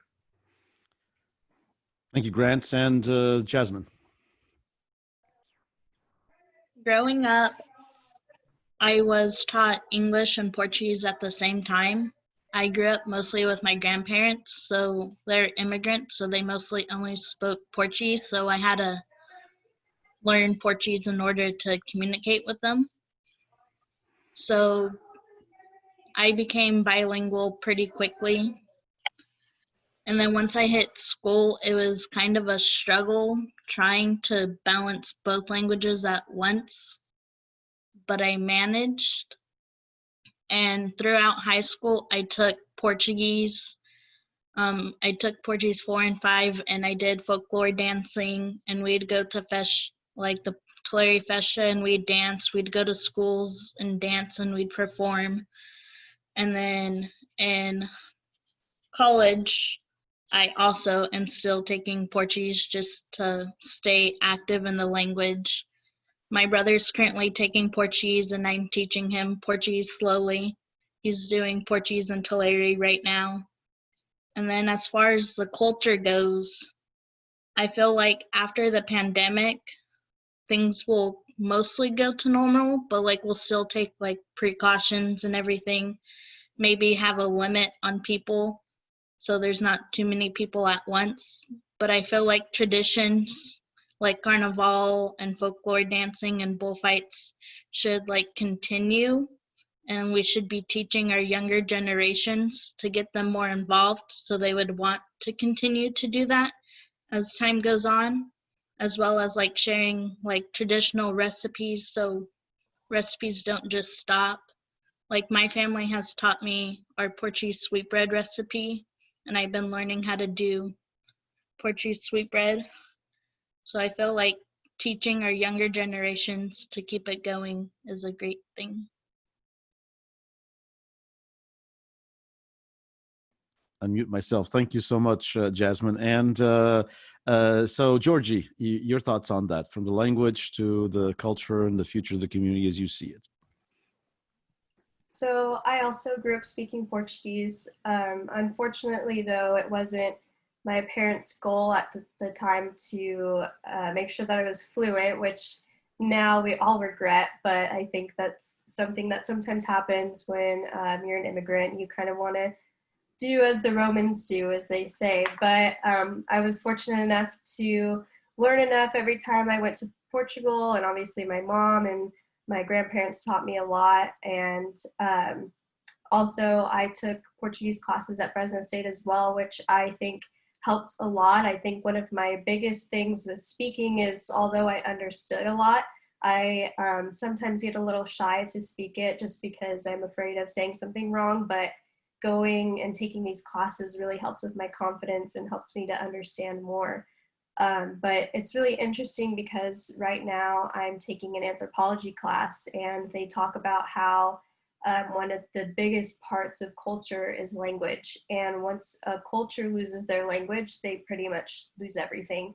So language is the basis of culture, and I think that it's so important to have our language and to pass it down and to teach it to the next generation. So language is definitely an important part. But as far as the culture goes and where it's going to go in the future, I'm not really worried about it. Obviously, as far as the pandemic goes, like everyone else said, we're going to have to be careful and take precautions, but I don't think it's going to change the way anyone feels about wanting to go. I was just talking about this with my family because my festa is the Thornton Festa, and that's the event of the year that we call it our family reunion, and we always look forward to it. And once we found out it was canceled, my older aunts and uncles were already like, well, let's see if we can still go down there and, try to take our motorhomes down there and meet with our friends. And then even my younger cousins, they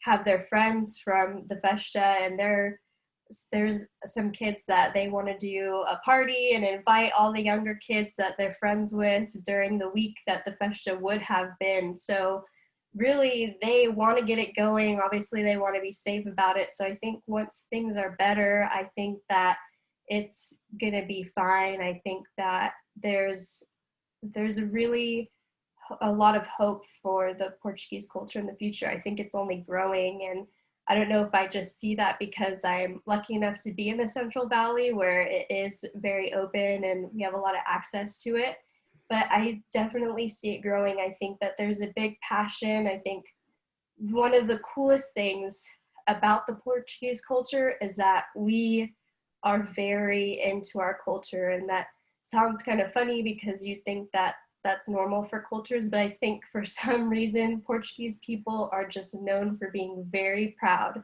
of being Portuguese. So I think that plays a role in this. And so the younger generation feels that, and we're so proud, and we just want to continue it, and we want it to grow. So I think that there's a great future ahead of us for the Portuguese culture. Thank you, Georgie. And when I turn to Ricardo, a little bit different aspect for you, as someone from with roots in South America and studying the Portuguese language, being around the Portuguese community in Tulare where you live, and then studying it at the high school level, and now he's also taken Portuguese at college. How did you come to the language, and first of all, learning Portuguese, knowing Spanish, is that somewhat easier for you than you feel if you did not know Spanish? And second of all, how welcoming? I'm going to ask you like a $10,000 and be honest about it, because we can take it. Portuguese people can take it. Also, we're proud, as Georgie said, but we can take a lot of stuff. So, how opening was the Portuguese culture to you? Because you're widely involved. Okay, I know this is gonna be a tough response to say, but the openness.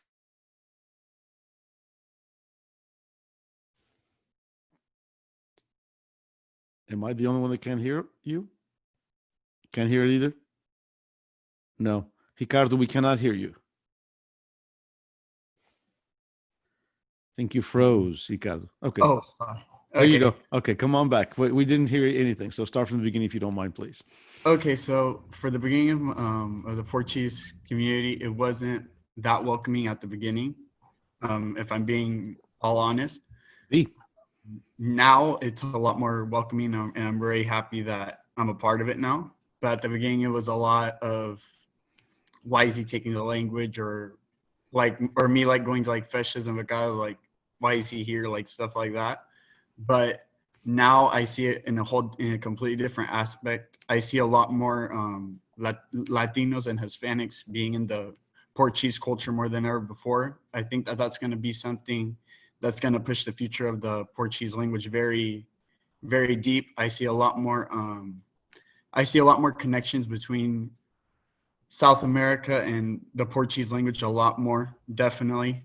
Especially now, when we recently went to Peru, we saw a lot of Portuguese restaurants, a lot of massa salada, a lot of very traditional Portuguese food.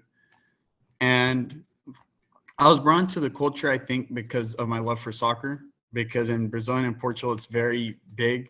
I mean, you have great players like Ronaldinho, Ronaldo, Neymar, etc. And that I think it's very nice to know that I can watch an interview in their native language and I can translate it in my head quickly. Yes, knowing Spanish definitely helps with that. Definitely, it's the root of the Latin language, so it helps a lot. But just being able to have that aspect, it's great, especially for my major, which is communications. It's going to help a lot. Indeed, thank you. Thank you, Ricardo. So just a couple of points, and some of the excellent statements that all of you made. And Grant, indeed, I think that's kind of lacking, but I understand that we need to talk to a couple of guidance councils or academic counselors for you, because the idea that I believe you can take now, especially because of the pandemic, you can take a course at another CSU and it's transferable to your CSU. And our courses are all, as you know, going to be online in the spring of 2021. So you're more than happy to take Portuguese 2 from me at Fresno State. And I have two students here, Jasmine and Ricardo, and they can tell you it's a fun class. If they don't, they won't get a good grade. So that I can go ahead and do that. No, I'm just kidding. But online to me is not the fun that we have in the classroom, but it is what it is. But anyway, that is one area that I think the Luso-American actually can contribute, and the Portuguese Beyond Borders Institute, which is working. We now have a new chancellor select, which is Dr. Joseph Castro, and hopefully we can have a lot more exchanges between the different CSUs, because there should be no reason that someone in Sacramento State could not take a Portuguese course, whether it be from Fresno State or San Jose State or San Diego, and they should be able to also even do a minor, now. Because there are minors in Stanislaus, and there's a minor being worked and done, at other universities as well. And so to answer that part of it, the other question I have, and I actually am going to switch just a little bit of gears, and we only have about 10 minutes or so, but and I know you got bigger and better things to do, all of you. There's a question from one of the attendees, which is an awesome question, and I'd like to put that question forth instead of what I had planned here. You guys are doing a fantastic job, first of all, and I completely agree.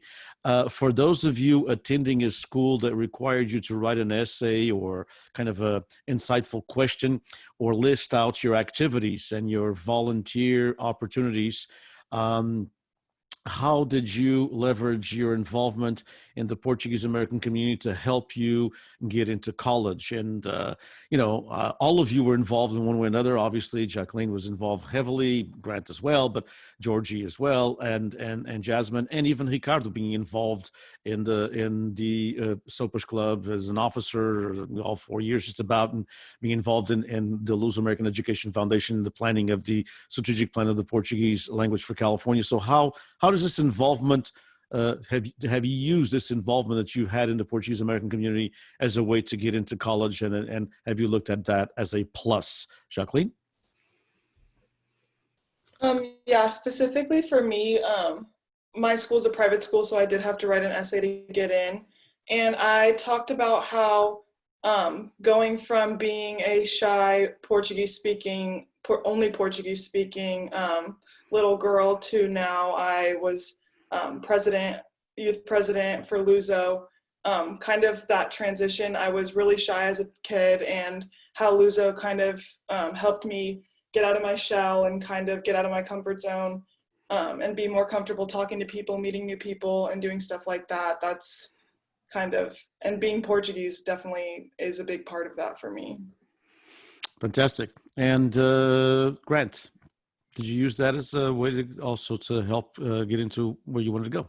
Yeah. So when I was applying and when I was writing my essays and everything, I absolutely threw in everything about my Portuguese culture because it is such a big part of my life. But I believe it was important to put in because, like Jacqueline said, it really helped me as well come out of my shell, and it helped me. I guess it's good for college because it helped me with my communication skills, meeting new people, doing different things, and it's been a good something to have in the back of my head when I talk with people. And for example, at school, if I meet someone and I can say, oh, when we're talking about where we're from, and I can say, oh, I know this person from there, and we build connections like that because I know people from different areas from doing being so involved in Luso, like with being youth president and everything. It really has. That's another thing that really helped me become more comfortable in public speaking and everything. And it just showed, and I believe it was really great for me to show when I was applying to college that I am multifaceted, involved in things locally at school and also in the Portuguese community, showing that I am more than just a student, that I am and capable to do a lot of things and be involved and be a leader. Indeed, thank you. That's Jasmine. I did include how I was involved in the Portuguese club at school and how I held office and how it helped me to become a leader and how it has helped me to be a leader in other clubs that I'm in college now, and how being a part of the community, how it has brought me closer to other Portuguese people, and how I have met people at Fresno State that I have seen at fest shows and everything. So yeah. And Georgie, did you use that also as a way to kind of in your resume to get into Fresno State, especially in the ag world, because that is a huge Portuguese American presence in the Valley? Yeah, I actually didn't have to use it as much to get into college, but I feel like I actually use it a lot now, now that I'm a fifth-year senior and this is my last semester. Now I have to start thinking about jobs and I have to start writing resumes, and I've definitely been including my involvement in the Portuguese club because, like Jasmine said, I can say that I've held a leadership position, and I can say that I speak another language. And so yeah, I think that's really helped. And also too, since I'm not only first generation here in America, but I'm also a first generation college student, and being both of those, it's kind of hard because a lot of my friends, their parents, they've been in America, they've been established, and they've gone to college here. They knew the ropes and they knew what to do. But for me, I was kind of on my own. I didn't really have a lot of help. So, when applying to scholarships, that's something that I can say that I overcome. So it actually has helped. Indeed. Thank you. That's a good point. use it not just to get into college, but beyond into the workplace. Yeah, indeed. And Ricardo, did you use stepping into a third culture and a third language, knowing being a Spanish speaker, being, of course, a speaker of the English language as well? Did you use being trilingual and tricultural, which is a great asset? Did you use that as a way to try to get into one of the universities that you wanted to get into, which was Fresno State? Yes, I use the topic of diversity a lot in my essays, definitely, because a person knowing 3 languages in the United States is often not heard of.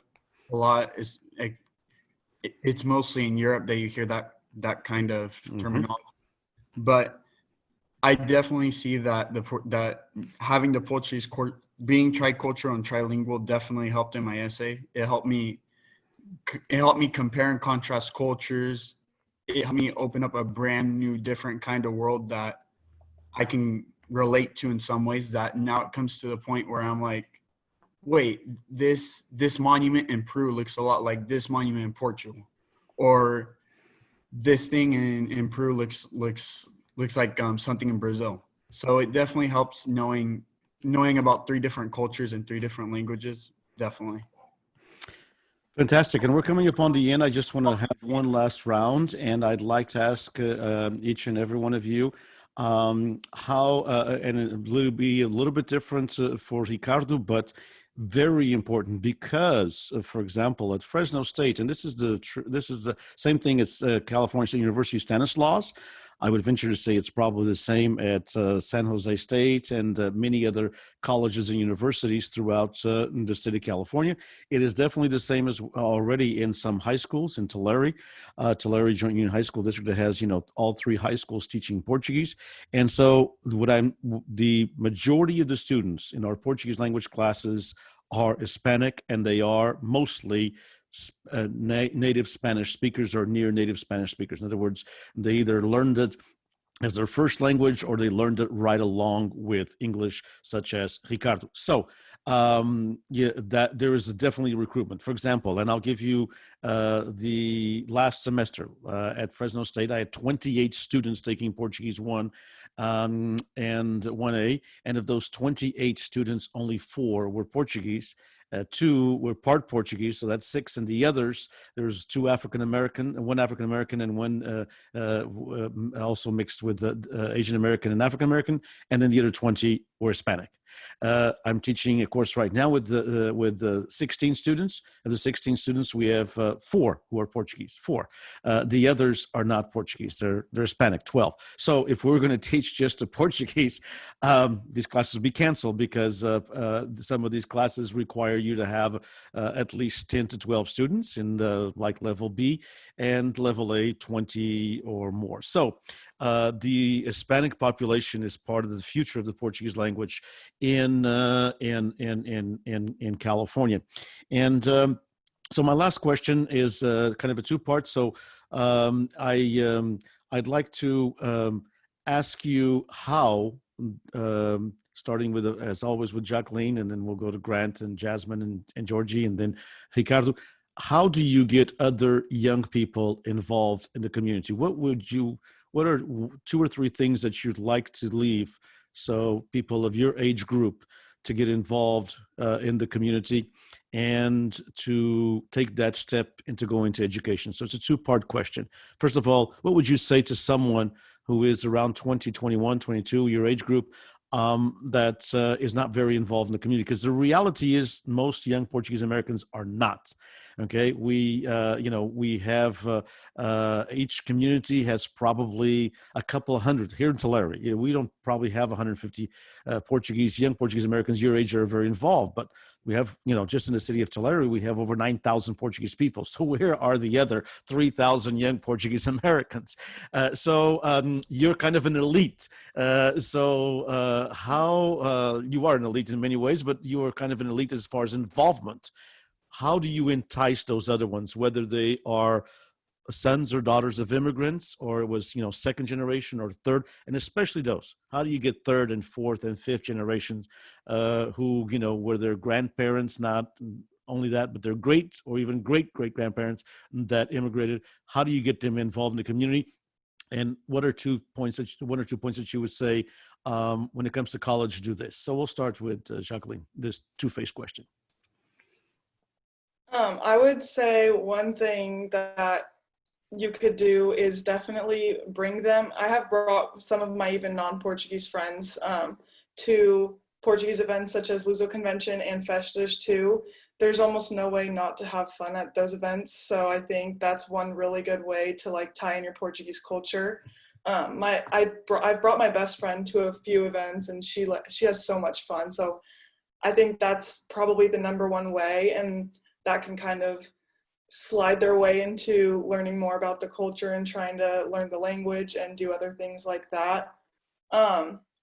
My college does not offer Portuguese, but that would be something I'm interested in. I don't know how to kind of bring that here to San Diego. I know there's a Portuguese hall in Point Loma, not too far, that I've visited a few times during my time here in San Diego.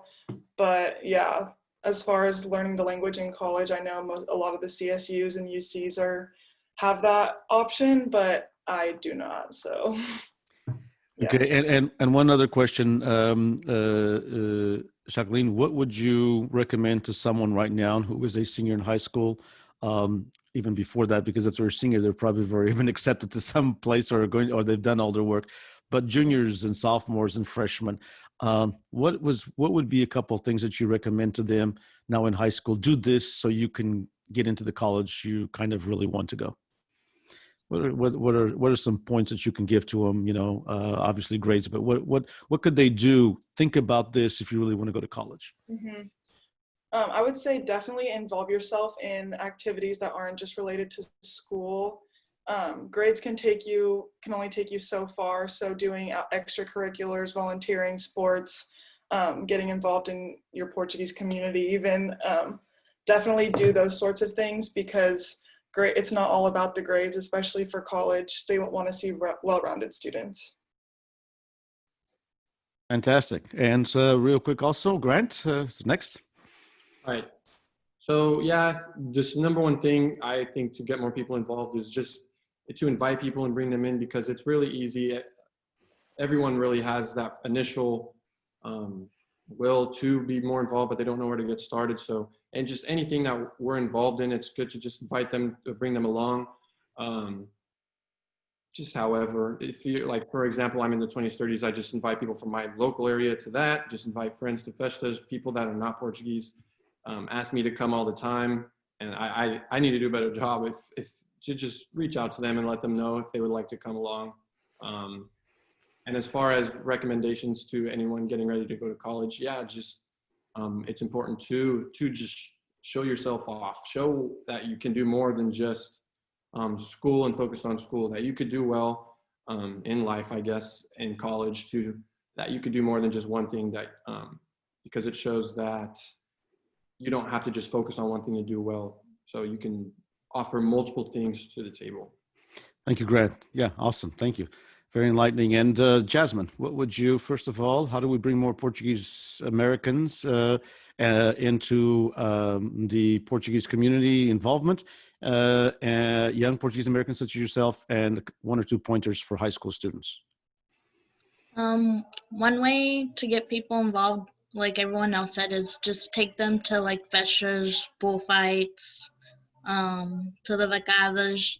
I have a friend that I've taken, and he asks to go every single time. He's like, when's the next one? Or like, I've been giving him different Portuguese dishes, and he's like, oh, I want to learn how to cook this, and he wants to be like more involved and learn about the culture. He's starting to learn the language by picking it up, by speaking with my grandparents, just by being around other Portuguese people.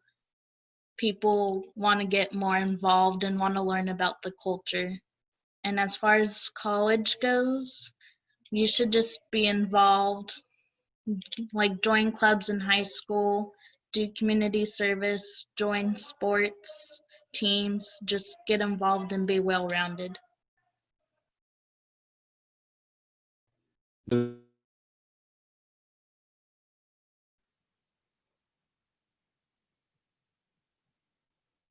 You're muted, Denise. You're muted. I'm unmuted now. Sorry. So the same question for Georgie, please. Yeah, so I would agree. Definitely take your friends to the fechas. I've also done that before, and even my friends who aren't Portuguese, they've gone and they loved it. They had a blast, and but I think part of it too is just kind of appealing to your audience. If you have a friend that is more drawn to the spiritual aspect, take them to the Portuguese Mass. If you have a friend that's more drawn to the fun and nightlife, then take them to the dance. If they love the bullfights, then take them to the bullfights. You know, definitely read your audience and play to what they would want to see, and it's going to make it more interesting for them. And then as far as what you want to do before getting into college, I also agree with being involved, and also something that they have told us, you know, once we're in college, is that don't be afraid to take internships. It can be kind of scary because internships are more, you know, that you think of internships for when you're older or in college, but you can definitely get internships or volunteer when you're in high school. And I think that says even more if you're going to go out and do that as a high schooler, especially if you're a high schooler and you say you already know that you want to be a vet, then go volunteer at an animal shelter or go to your local veterinarian and see if you can shadow them, because that's something that you can write about. That's something that you can put in your resume, and that really stands out because not a lot of kids do that.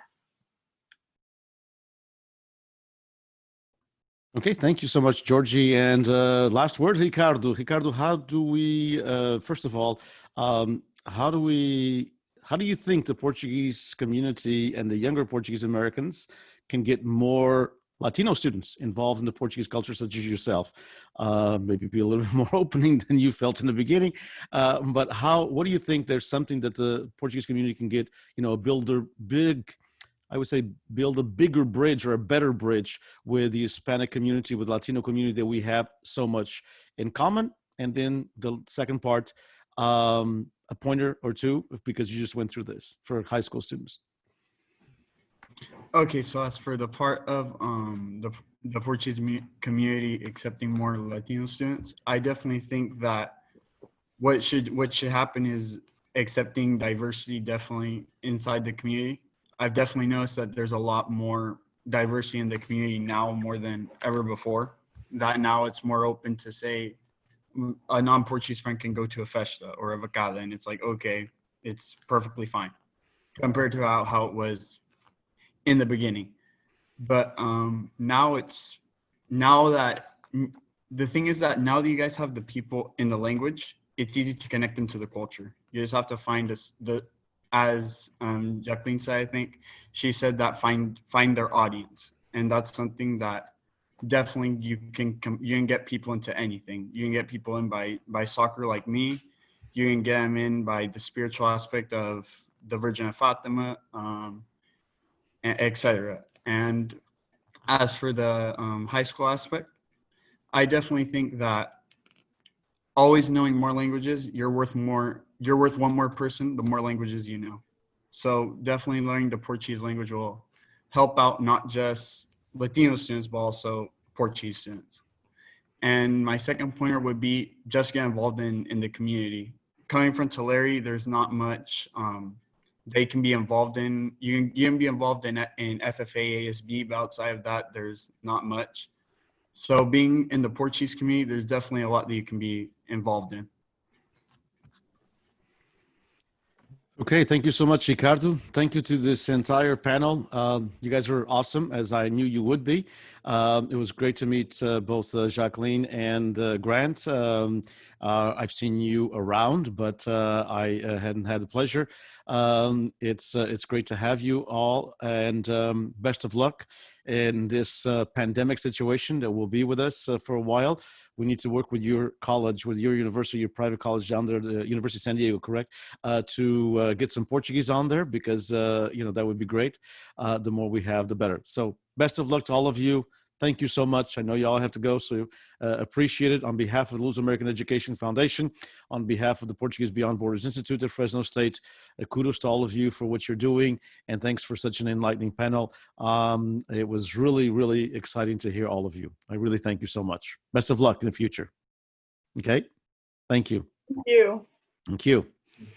Thank you, Grant. you. Thank you, Jasmine. Thank you, Georgie. Thank you, Ricardo. And now we're going to go to the last event, which is our keynote speaker, and then some remarks. I thank you, Duarte Silva, for joining us. We'd like to start, obviously, we're going to switch gears. We're going to switch to Portuguese and to present the next speaker. But by the way, I think all of you would agree that those young people were really amazing, and they were inspiring, and they're involved. And Ricardo, being such a dedicated Portuguese person from the Latino community, it's really the bridges that we need. He's such an example to all of us. And I'm going to switch, obviously, to Portuguese. So, acho que já temos em linha o nosso ilustríssimo diretor regional das comunidades. Eu vejo o nome dele, Paulo Teves. Eu não sei se o Paulo pode mudar para a gente ver também a sua imagem. Penso que sim, e vai ser a nossa última apresentação, um bocadinho atrasada, 8 minutos, mais coisa, menos coisa, mas gostaríamos, obviamente, estamos com grande expectativa para ter connosco o Sr. Diretor Regional das Comunidades, um amigo. Permitam-me um minuto só para vos dizer que é um amigo pessoal que eu estimo muito, apesar da nossa diferença de idade. Ele é da idade do meu filho mais novo, imaginem só, que ele conhece e que, infelizmente, por uma infelicidade minha numa viagem, tive que parar no hospital e os dois estiveram a conversar durante quase 3 horas. Portanto, o Paulo é uma pessoa que eu conheço já há alguns anos, apesar da juventude dele, do seu trabalho na Direção Regional das Comunidades, e é um exemplo de como podemos pegar num técnico portanto, inteligente, dedicado, e passá-lo para diretor regional com enorme sucesso. Portanto, o Paulo é uma pessoa que tem conhecimento da nossa comunidade portuguesa, não só, obviamente, da comunidade, eu diria mesmo da comunidade portuguesa. Obviamente que ele é um perito na comunidade açoriana, na nossa diáspora, mas os seus contactos com a comunidade em nome do governo da região autónoma dos Açores têm ido muitas vezes, quase sempre, além da comunidade açoriana. Ele também é um construtor de pontes. E obviamente que ele, quando vai a uma associação, quando vai a um clube, fala em nome do governo da região autónoma dos Açores, mas sempre fazendo pontes com todos aqueles que são portugueses e que são imigrantes, independentemente de terem vindo das ilhas ou de Portugal continental e das ilhas não só dos Açores, mas também do arquipélago da Madeira. O governo da região autónoma dos Açores, como disse o meu caro amigo Eduardo Eusébio, que eu chamo de Moisés, mas em termos afetivos, não é em termos de idade. Ele sabe isso muito bem, acho que o Manuel Betancourt não percebeu a anedota, mas a gente explica-lhe um dia destes. Mas o meu amigo Eduardo Eusébio tem sido sempre um defensor, é um algarvio que defende a açorianidade, como eu costumo dizer. Temos, portanto, isto em comum, somos, portanto, ambos de regiões fora do Império, não é? Fora da capital do Império, e compreendemos muito bem esta questão de ser português além do Terreiro do Paço. E o Eduardo Eusébio sempre disse uma coisa que mesmo nos meus tempos em que estava na comunicação social e fazia parte dos congressos da Luz American Education Foundation, ele sempre tinha uma palavra de apreço pelo trabalho e pela dedicação que o governo dos Açores dava aos congressos da Luz American Education Foundation. Estou a falar, portanto, há 35, 40 anos. Estou a falar de ele próprio ter sido convidado várias vezes para participar em eventos nos Açores, em nome da Luz American Education Foundation e em nome do seu trabalho no ensino. Portanto, todos nós temos um grande apreço pelo trabalho que o governo do arquipélago dos Açores tem feito em prol da diáspora açoriana e de uma forma muito particular em prol da Luz American Education Foundation. É com muito gosto que vamos encerrar esta sessão com o que nós dizemos em inglês o keynote speaker. o nosso orador principal, o Dr. Paulo Teves, diretor regional das comunidades do Governo da Região Autónoma dos Açores. Bem-vindo. Muito bom dia para vocês, aqui boa tarde, quase noite, aqui diretamente da cidade Património da Humanidade, de Angra do Heroísmo, da Ilha Terceira. Tu estás a fazer isso só para me chatear, eu já vi isso. Não, aqui também, de alguma forma, transmitir um pouco esse cheirinho aqui da nossa região até o outro lado, até o Pacífico, e daqui este abraço virtual. Mas gostaria, acima de tudo, de dizer que é um enorme gosto que participo uma vez mais nesta conferência anual da Luz American Education Foundation. O facto de se tratar da 45ª edição desta importante iniciativa demonstra indiscutivelmente o papel relevante que a mesma tem vindo a desempenhar no seio da comunidade. Gostaria, portanto, e nestas breves palavras, de saudar todos os que nos acompanham e durante esta última semana, muito em particular, os oradores e participantes provenientes das mais diversas áreas do conhecimento, países e universidades, espelhando deste modo a nossa presença, a significativa presença da Portugalidade e da lusofonia no mundo. Queria também congratular de uma forma especial a Luz American Education Foundation e a Universidade da Califórnia em Fresno, através do Portuguese Beyond Borders Institute, em parceria com outras tantas entidades, pela organização desta iniciativa, da qual o Governo dos Açores, como foi dito, tem sido um permanente apoiante e promotor, à semelhança de outros eventos que congregam diversos atores comunitários, designadamente decisores políticos, profissionais, académicos, estudantes e líderes associativos. Permitam-me ainda cumprimentar de um modo especial o Dinis Borges e, através dele, toda a equipa organizadora pela incessante persistência e ainda bem em promover uma vez mais este evento, agora neste modelo devido à situação que todos nós atravessamos. Cumprimentam ser algumas considerações neste último dia de uma semana de trabalhos que se debruçou sobre as vivências portuguesas na Califórnia. É para todos inegável a importância ao longo de várias décadas da nossa comunidade no estado da Califórnia em particular e nos Estados Unidos da América em geral. E indiscutível, se me permitem, o contributo da comunidade açoriana na valorização não apenas da região autónoma dos Açores, mas também da Portugalidade existente na América do Norte e que merece, da parte do Governo dos Açores, um contínuo estímulo e parceria. Esta especial consideração não se deve apenas cingir-se aos números que representam, é muito mais. É o património associativo edificado, são as mais diversas manifestações que, por um lado, ainda atenuam a saudade, à qual, e parafraseando o Dinis, nem sempre chora, e por outro, que renovam a pertença identitária dos já nascidos fora do nosso espaço arquipelágico. Mas também a sua participação em diversos níveis de decisão no mundo político, mesmo nos mais variados campos da economia, desde a agropecuária à tecnologia, da hotelaria à restauração, dos transportes ao comércio. Mas ainda é visível no mundo do ensino, nos diversos níveis e no apoio social, que atualmente assume uma redobrada atenção.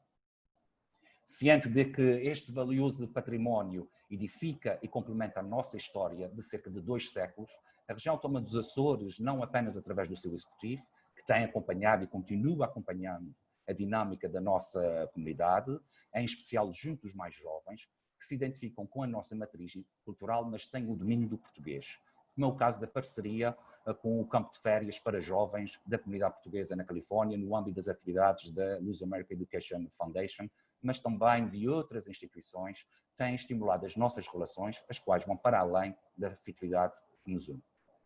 A cooperação com diversas entidades, o apoio a diversos projetos culturais e académicos e a oferta de literatura dos Açores têm contribuído para uma maior aproximação da nossa diáspora à região e para um maior conhecimento da nossa realidade. Vitorino Mésio, escritor português de renome e grande vulto da cultura açoriana, fazendo referência ao fenómeno migratório açoriano no seu livro Corsário das Ilhas, escreveu, e cito: "A verdade é que o açoriano, embora comedido e pausado nos gestos, civilizou largamente as suas ilhas e ainda teve vagares para ajudar a fazer a terra alheia, sobretudo o Brasil e a América." Fim de citação. A realidade é que os Açores, 9 pedaços de lava cravados no imenso Atlântico, só se complementam com a 10ª ilha, as nossas comunidades, a nossa ancestral diáspora. O facto de estarmos aqui hoje a debater numa iniciativa com 45 anos de existência, promovida por uma instituição de referência neste Estado e nos Açores, significa também que estamos a homenagear todos aqueles que ousaram, desde os anos 60, contribuir para uma comunidade cada vez mais integrada, dinâmica, valorizada e distinta. E neste âmbito, não devemos nem podemos, em momento algum, minimizar o papel desta organização na continuidade e promoção da língua portuguesa na Califórnia. Muito pelo contrário. É através desta que, em vários momentos da nossa história comunitária, foi assegurada a ligação entre escolas, professores e alunos de língua portuguesa nesse Estado. E se me permitem agora. Dear friends, our archipelago is not and never will be limited by geography. Our way of being and existing in the world is not defined by boundaries, but rather is rooted in a shared identity, a Surianidad. When we are separated by physical and geographic boundaries, we are united by our strong will that can be seen, in this instance, across communities in California. These Azorian populations are supported by the Azorian government through the sponsorship of philharmonics, folk dance groups, carnival dance groups, and student organizations, among other things. We are aware that in present times, our community's expectations and needs are changed and new methods of connectivity must be explored. So as a result, we are committed to other initiatives that bring new forms of actions with a greater capacity to connect with our community. That is why we are so excited to be partnering with groups like PELICAS, CPAC, and Portuguese Beyond Borders Institute, to name a few, as well as their project, namely the Bellis Azorica book series. At this point in time, we are in full understanding of the fact that the time has come for our young people to occupy a special space that will define the future of our diaspora. Projects such as Azorian Diaspora Council are an opportunity to reinforce the connectivity between the Azores and our communities abroad. We hope that through these initiatives, we will be able to excite Azorian descendants and promote participation through our platform, Azores in the World. I want to close by once again thank you for all this invitation. I'm so honored to be speaking with you here today. I hope this initiative and all of the activities will be a reason for commitment to a great and more connected future. Faço votos que a Luz American Education Foundation continue a trilhar o seu caminho de sucesso e que seja também um espaço congregador da nossa imensa e importante diáspora. E que neste momento que atravessamos, o nosso desejo daqui, dos vossos irmãos deste lado do Atlântico, é que se mantenham seguros, em que cumprem com as medidas das autoridades de saúde locais, mas acima de tudo, que sejam solidários uns com os outros, que é algo que é tão típico do povo açoriano e do povo português em geral. Muito obrigado. Muito obrigado. Nós é que agradecemos imenso ao Dr. Paulo Teves, diretor regional das comunidades do Governo da Região Autónoma dos Açores, por ter tirado tempo e por teres, portanto, estado connosco ao longo desta semana, que foi, como ele disse, uma semana que nós vamos elaborar um relatório, porque pela primeira vez ouvimos muitas forças vivas da comunidade. Eu sei que há alguns assuntos que são bastante importantes para o Dr. Paulo Teves. O Paulo segue estes dossiês muito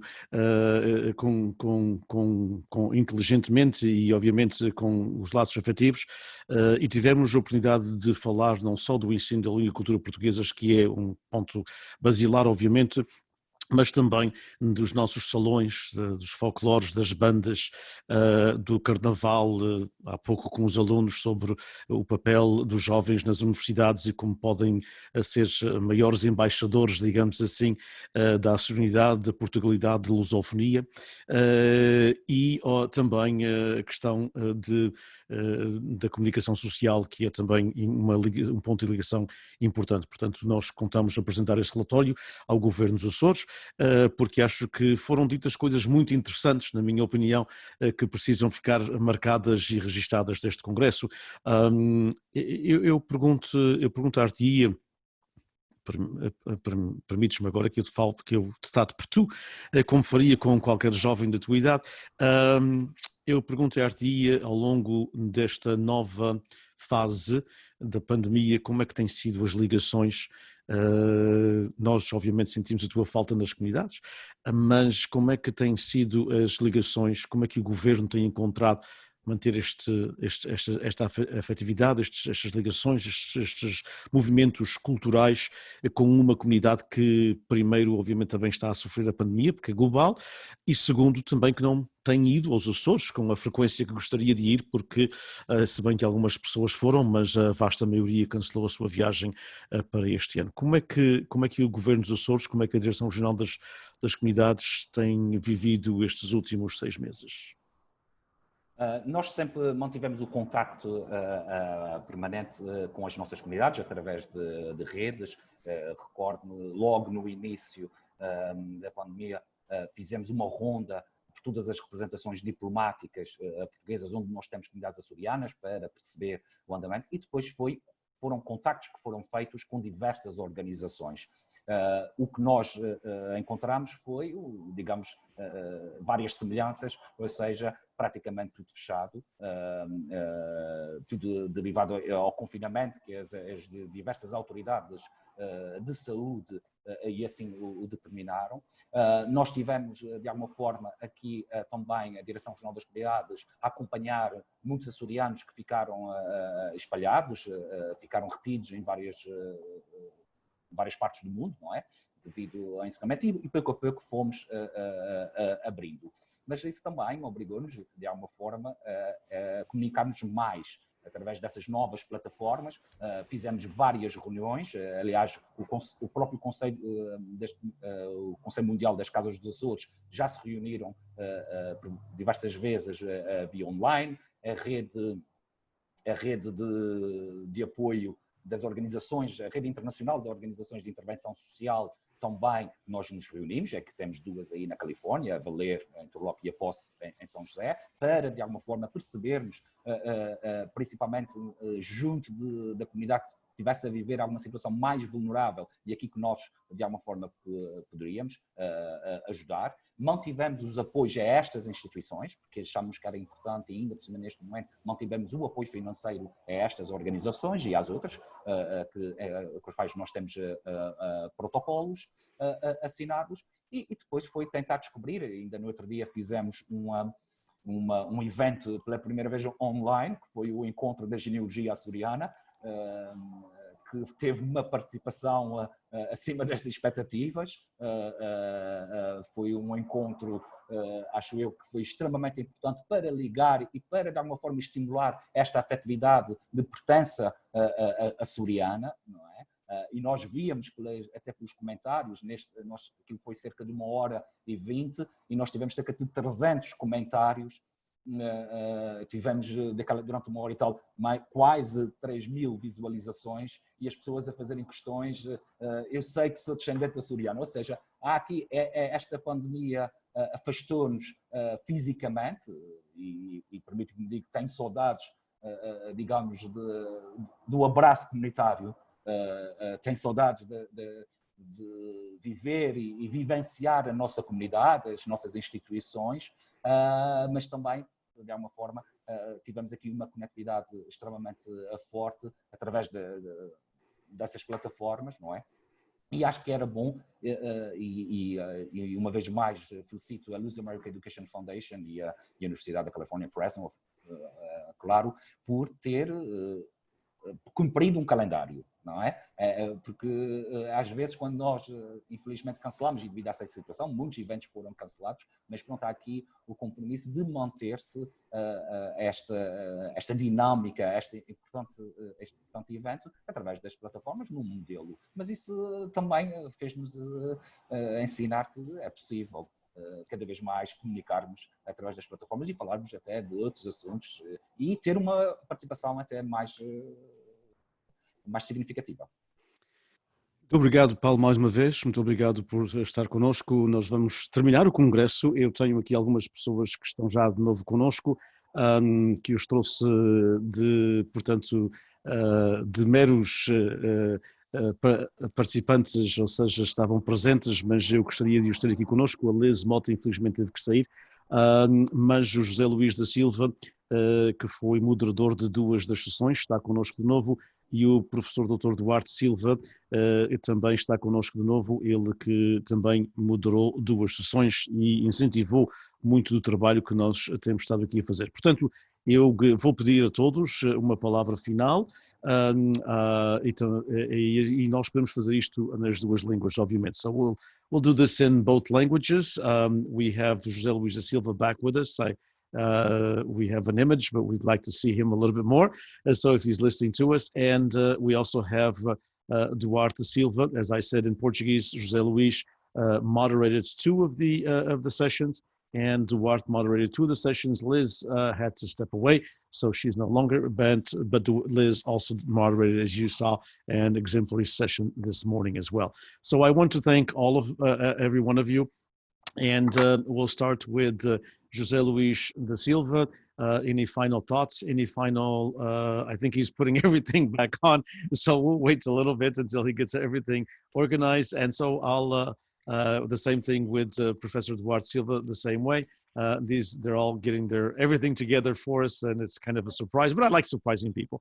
And so we will also listen from Bernice, and then the last word, obviously, one final word from Paulo Teves and one final word from Eduardo Eusébio, chairman of the board. And so, José Luís, I think you're on. We just need to unmute, if you can just unmute yourself, and then we can have some final words. I know that José Luís, in either Portuguese or English, if you can go ahead and tell us how your final thoughts of this conference. I know you moderated 2 of them, moderaste 2 das sessões. Tiveste nesta também, tiveste atento a tudo, tiveste envolvido em tudo, em português ou em inglês, preferes a língua que tu preferires. Dá-nos, portanto, as tuas impressões de como isto aconteceu, na tua perspectiva, como insider, mas também como outsider, e, portanto, o que é que tu, uma palavra sobre isso. Na minha perspectiva, só gostaria de dizer que acho que nenhum congresso a partir de agora será o mesmo. Se mesmo que voltemos a ser presenciais, a presença online é imperativa, porque, como disse o Paulo, nós também, na maioria dos casos, temos tido 2.000 e tal a 3.000 visualizações. Temos tido, o João Manuel Dias tem tido centenas de pessoas na televisão portuguesa da Califórnia. As sessões são colocadas no YouTube no outro dia seguinte ou naquela noite, e algumas já temos tido outras 200 e tal, 300 pessoas a visualizações. Temos tido imensos comentários. Portanto, por que fecharmos outra vez para apenas 50 ou 60 pessoas? Mas essa é a minha perspectiva. Os outros poderão ter perspectivas. Eu não quero influenciar ninguém. José Luís. Olha, Adonis, não te importas, eu vou falar em português. Não, eu não me importo, porque eu estou a falar em português. Porque falamos sempre em inglês e, claro, é aquele problema que nós temos em que língua vamos comunicar, e claro que falando em inglês temos um público mais amplo aqui na Califórnia. Em primeiro lugar, queria dar um abraço ao meu amigo, Dr. Paulo Teves. Meu pai e eu são da mesma terra. Olha, o avô dele e o meu avô foram ambos reis das cavalhadas da Ribeira Seca e da Ribeira Grande. Então temos muita coisa em comum.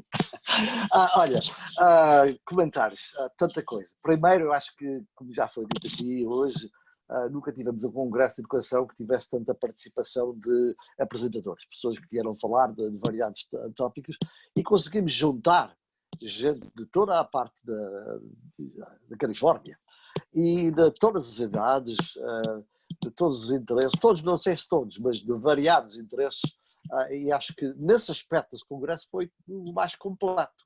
Claro que faltou aqui outra coisa, não? Naquela pequena descrição que eu dei hoje sobre a história dos congressos de educação, um elemento muito, muito importante era exatamente aquela questão de juntar as pessoas, socializar, até mesmo animar os professores, que coitados de nós professores, eu também me considero ainda professor.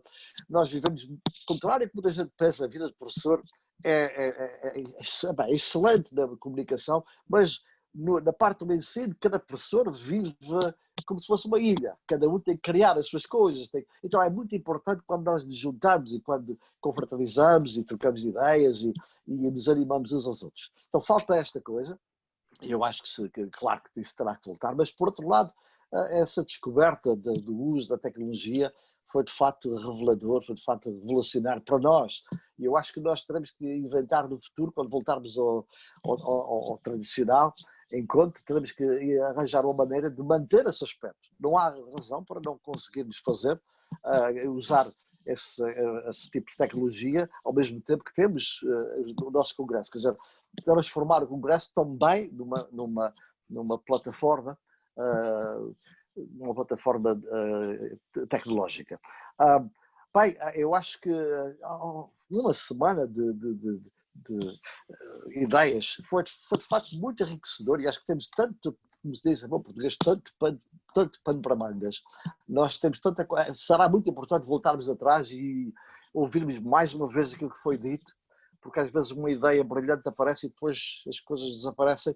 Será muito importante anotar aquilo que foi dito. Ainda ontem no painel dos meios de comunicação social apareceram 2 ou 3 ideias, pelo menos, não é? Que eu acho que têm futuro.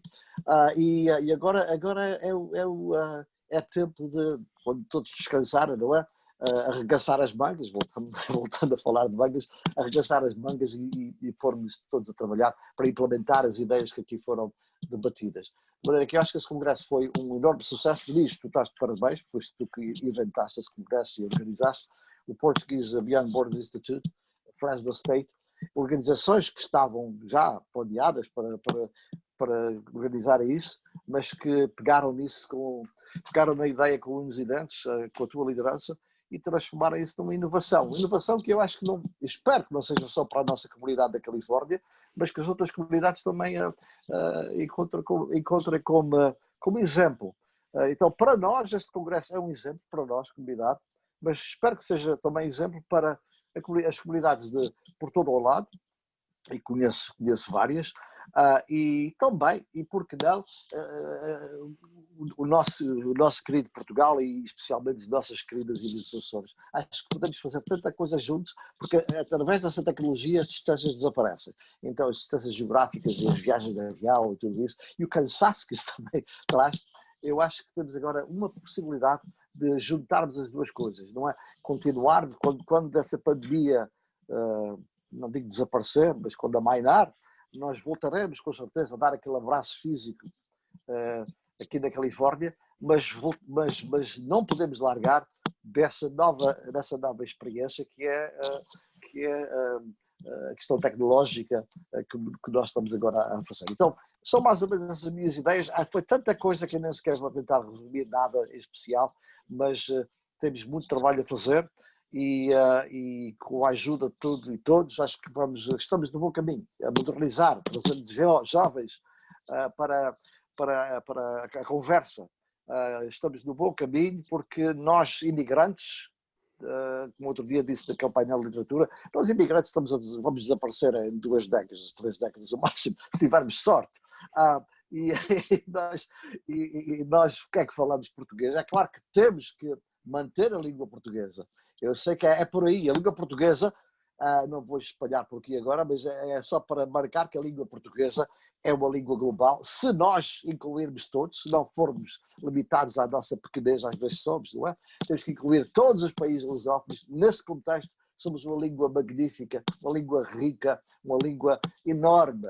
E é através dessa perspectiva que nós temos que trazer os nossos jovens cada vez mais para a aprendizagem da língua portuguesa, da língua e cultura. Obrigado. Obrigado, José Luís. Duarte, we'll turn to you, em português ou em inglês, a língua que tu preferires. Vou tentar em português. Vais tentar? Oh, meu Deus, sim. Primeiramente, quero saudar o meu amigo Dr. Paulo Teves. É um prazer vê-lo. Só tenho pena que escolheu a terceira em vez de São Jorge para apresentar a sua palestra. Fica para a próxima, não é? Fica para a próxima. Está bem. Olha, eu concordo tudo que o José Luís disse, absolutamente, mas só uma coisa que não concordo é que vamos desaparecer em 2 décadas. Eu tenho pelo menos umas 4 décadas à minha frente, penso eu, e espero que todos nós que estamos aqui no ecrã sejam o mesmo.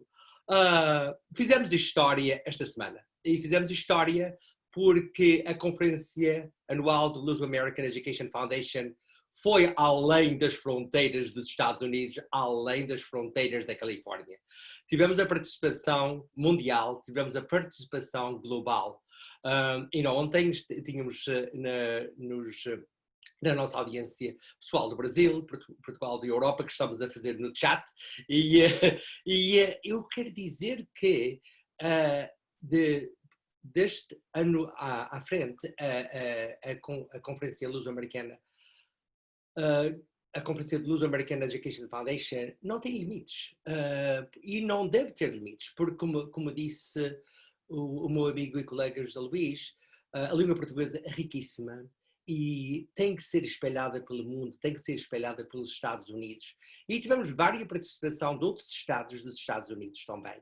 E é muito bom que a Costa Leste veja o que se está a fazer nesta costa cá do Oeste e vice-versa. Portanto, eu penso que arrancamos para o futuro com novas tecnologias que nos vai proporcionar muitas mais oportunidades que tivemos no passado.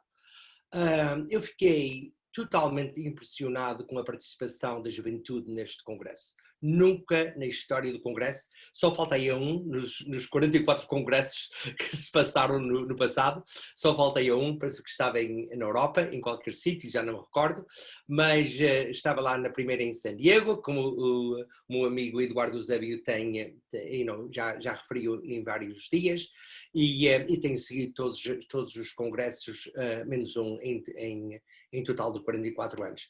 E eu nunca vi a participação de jovens na conferência, no congresso, como foi este ano. No primeiro dia ou no segundo dia, Eduardo, tu disseste que a única coisa que faltava era a participação da comunidade. Eu também vou discordar um bocadinho contigo, porque eu nunca vi tanta participação de comunidade em congresso nenhum como neste. E uma comunidade diversa. Tivemos a maior comunidade diversa da Califórnia representada neste congresso. Sim, as pessoas que habitualmente víamos no congresso, algumas não estavam. Mas a participação de novas vozes enriqueceu a conferência, enriqueceu o diálogo muito. Eu sei que o Diniz estava a fazer a mesma coisa, estava tomando notas. Aqui está um futuro projeto, aqui está um futuro projeto. Aqui é o que nós podemos fazer para aumentar o número de línguas, no ensino da língua portuguesa na Califórnia. Porque as perspectivas eram tão diferentes. E o que foi notável foi que, tanto como os elementos da rádio, que foi ontem, como os elementos dos nós chamamos os salões ou os halls, todos valorizaram a língua portuguesa. E todos deram provas que o essencial para a nossa cultura seguir, qualquer elemento da nossa comunidade seguir à frente, que o idioma, a aprendizagem da língua e cultura é essencial. Os jovens hoje disseram isto muitas vezes, repetiram, e como os outros painéis. Portanto, tanto o enfoque das conferências anteriores foi mais sobre a língua e a cultura. E mais como ensinar a língua e a cultura. Mais pedagogia. Mas o congresso deste ano teve as vozes diferentes que puseram em ação e deram motivo para que nós devemos ensinar a língua e cultura em mais escolas, em mais comunidades. Não só aprender e como ensinar a língua e a cultura, mas de facto o propósito de ensinar a língua e cultura, que é para avançar as nossas comunidades. Portanto, eu penso, bem-aja, Diniz, a tua liderança foi impecável, desde a primeira conversa que tivemos há coisa de 6 meses, para planear e organizar e como e não, e os desafios que há 6 meses eram desafios para nós, hoje é uma conclusão brilhante. Parabéns, Diniz, parabéns a todos os meus amigos que estão no ecrã e à Bernice PELICAS, e quero agradecer o apoio da Fundação, porque sem o apoio da Fundação nada disto é possível. E claro, Eu sou um grande amigo do Fresno State e sou um grande amigo de muitos professores que lá lecionam, são de facto colegas e amigos. Tenho pena que o presidente, que também é meu amigo e foi meu estudante em Stanford, tenho que meter esta, e tenho pena que ele vai sair do Fresno State, mas claro, estou radiante de contente que ele vai para uma posição que nos vai apoiar a todos, vai apoiar as universidades todas da Califórnia, tem um papel mais grande a desempenhar no nosso estado e por isso estou feliz por ele e claro pela esposa e por toda a família, porque ele de facto merece a posição que lhes foi dada e eu estou ciente que o próximo líder do Fresno State não pode desvalorizar o que o Joseph Castro criou e portanto isto dá-me ânimo que o Fresno State vai seguir a ser um nexo do ensino de português, mas nem só do ensino, mas de unir toda a comunidade e as diferentes facetas da comunidade. Eusébio, nós somos os veteranos deste congresso e, portanto, também quero agradecer o apreço. Eu apreciei muito hoje quando nomeaste o nosso amigo Manuel Reis, porque foi a visão dele que fundou a Fundação. E por isso devemos estar eternamente gratos pelo legado que ele nos deixou, que já vai com 44 anos de existência. Muito obrigado e até para o ano, virtualmente e talvez pessoalmente. Vamos a ver, oxalá que sim, das duas formas. Muito obrigado, Duarte. Eu já sabia, eu não sabia, portanto, eu sabia que o nosso amigo Joseph Castro tinha estado em Stanford, onde tirou o seu doutoramento, mas não sabia de onde é que tinha vindo o seu brilhantismo. Agora já sei que foi de ti, não é? Agora eu já sei isso. Pronto, agora tudo faz sentido. Muito obrigado, Duarte. E eu vou, we're going to turn over to Bernice, and then the last word will be from the Almighty Chair. We have, just to let you know, I had reserved 3 hours for this session, so we have about 18 minutes. I think we can do this in 18 minutes. So we'll go to Bernice again. Thank you, Bernice, for believing in this. Thank you for all you've done throughout the week. As I said to you about a week and a half ago, if you recall, I bothered you immensely for about a week or so. And I said, starting Sunday, I'll go out. I'll be like a typical bull in the island of Terceira. And that is, I'll go out to pasture after the bullfight and you won't see me because you can't go back to the same ring for a while. So you won't see me for a long time. So I'm going to go out to pasture after we log off and I won't bother you, Bernice. Thank you so much for believing in this. Thank you for being an exemplary president. Thank you for every day reaching out to our directors, our advisory board members. You sent emails countlessly. If no one joined, it's because they didn't want to join, because they got the information immensely through all the different venues. So again, thank you very much for believing in this, and one word from you as well. Okay, thank you, Denise. And the thank you goes to you for having the vision to do this and getting it so coordinated. It was a wonderful conference. I enjoyed it immensely. You know, my background is not in education, and I really haven't attended many of the conferences in the past. So this was a real eye-opener for me, and I really enjoyed it. I can't get over how much information we were able to share with everyone over these past 6 days. I think we had such great input from everybody. And I hope we just continue this momentum to do the things that we talked about over the last 6 days, and to look forward to our culture being promoted, and we're able to give scholarships and do all the things that we've been doing over the years. I think this was really a great opportunity for people to see what we do that normally wouldn't have known, you know. At our regular conference, you don't get this much exposure as you have doing it virtually. So I think there's a lot of people out there. I've been looking at some of the comments, very positive. I mean, I think the session today with the kids, the college kids, that was outstanding. I mean, it was really very good. And I think everybody enjoyed it. So thank you. And I don't want to leave anybody out, but I do want to thank João Diaz and Anthony Pio as well, and the Portuguese Beyond Borders. And I know you've had other sponsors. Couldn't have been done without them. And Thank you. Congratulations.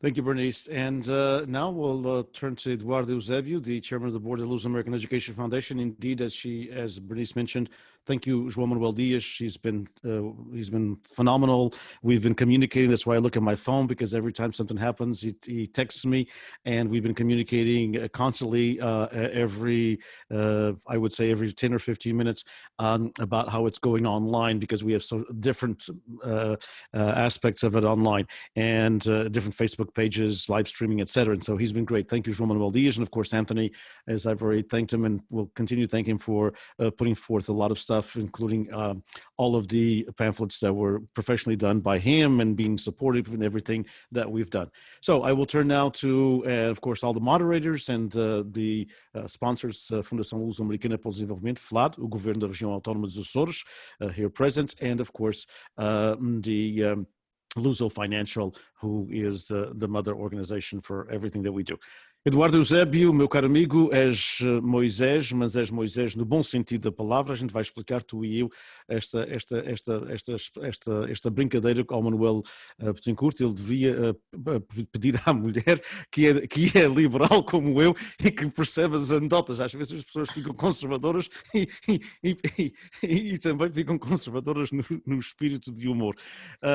Mas eu sei que nós temos tido um relacionamento muito interessante. Quando eu estava na comunicação social, a gente brigava e depois éramos amigos no outro dia, e eu tenho, como tu sabes, imenso respeito por ti, não precisa dizer, e pelo teu trabalho na Luso-American Education Foundation, por tudo que tu enfrentaste, porque não foi fácil.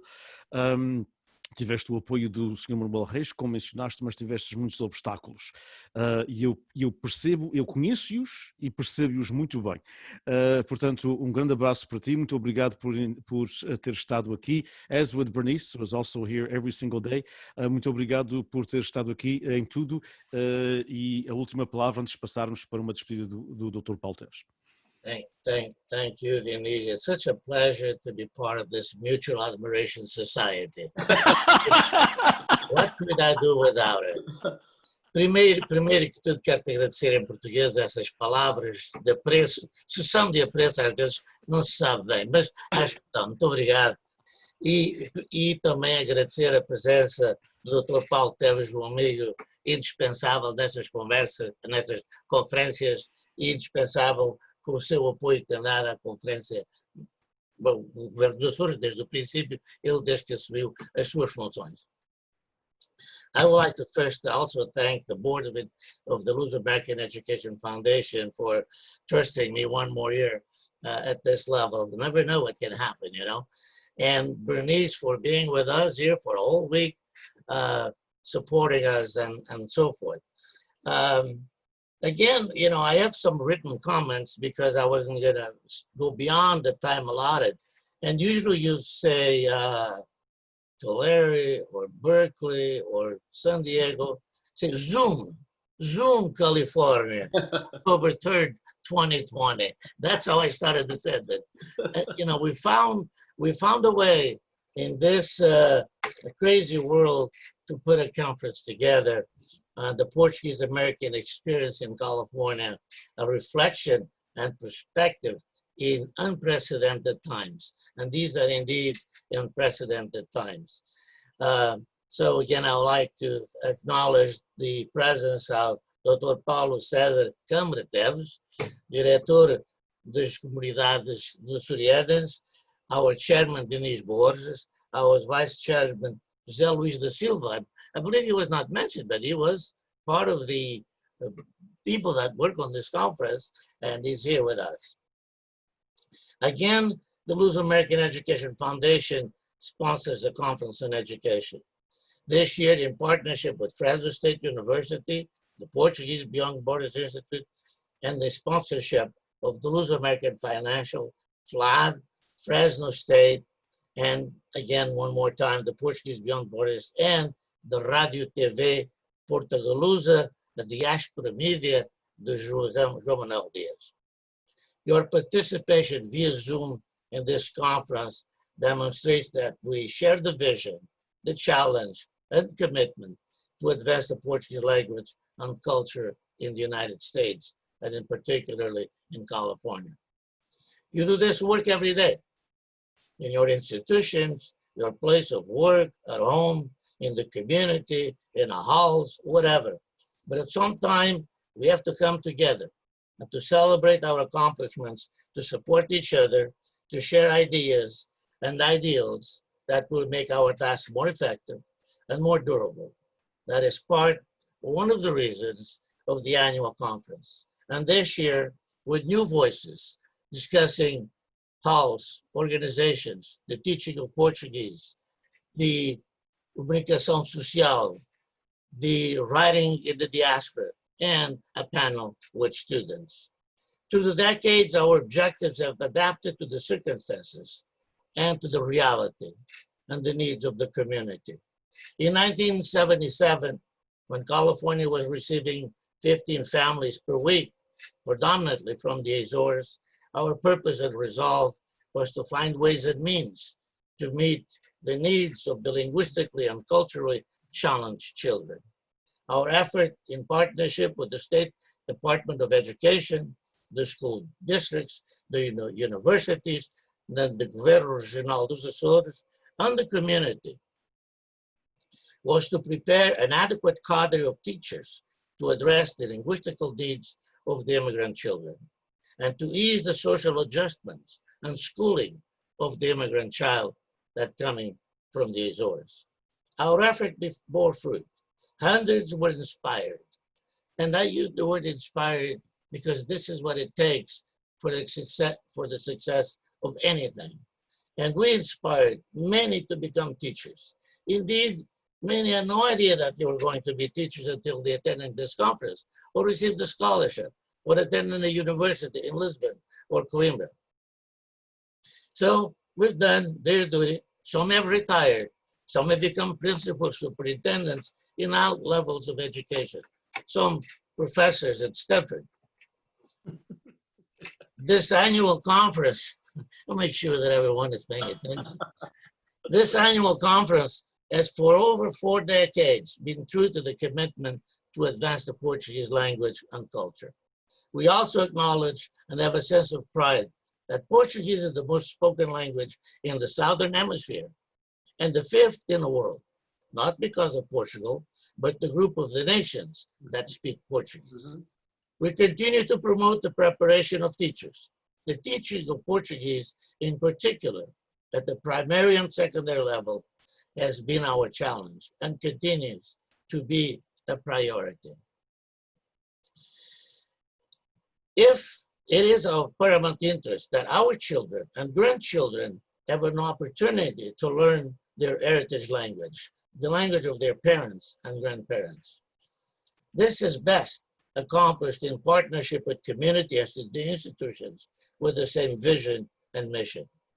Our Luso-American community values the teaching and learning of Portuguese for a sense of pride, of saudade, of enrichment.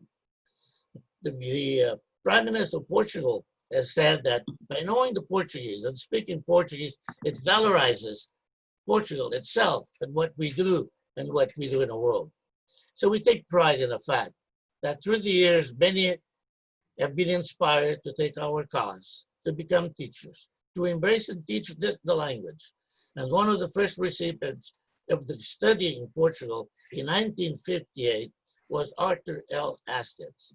We know we talk a lot about scholarships, but our first interest was to prepare teachers to teach Portuguese. Scholarships are important, but they were not as important then as they are now, as the cost of going to school were minimal compared to what it is today.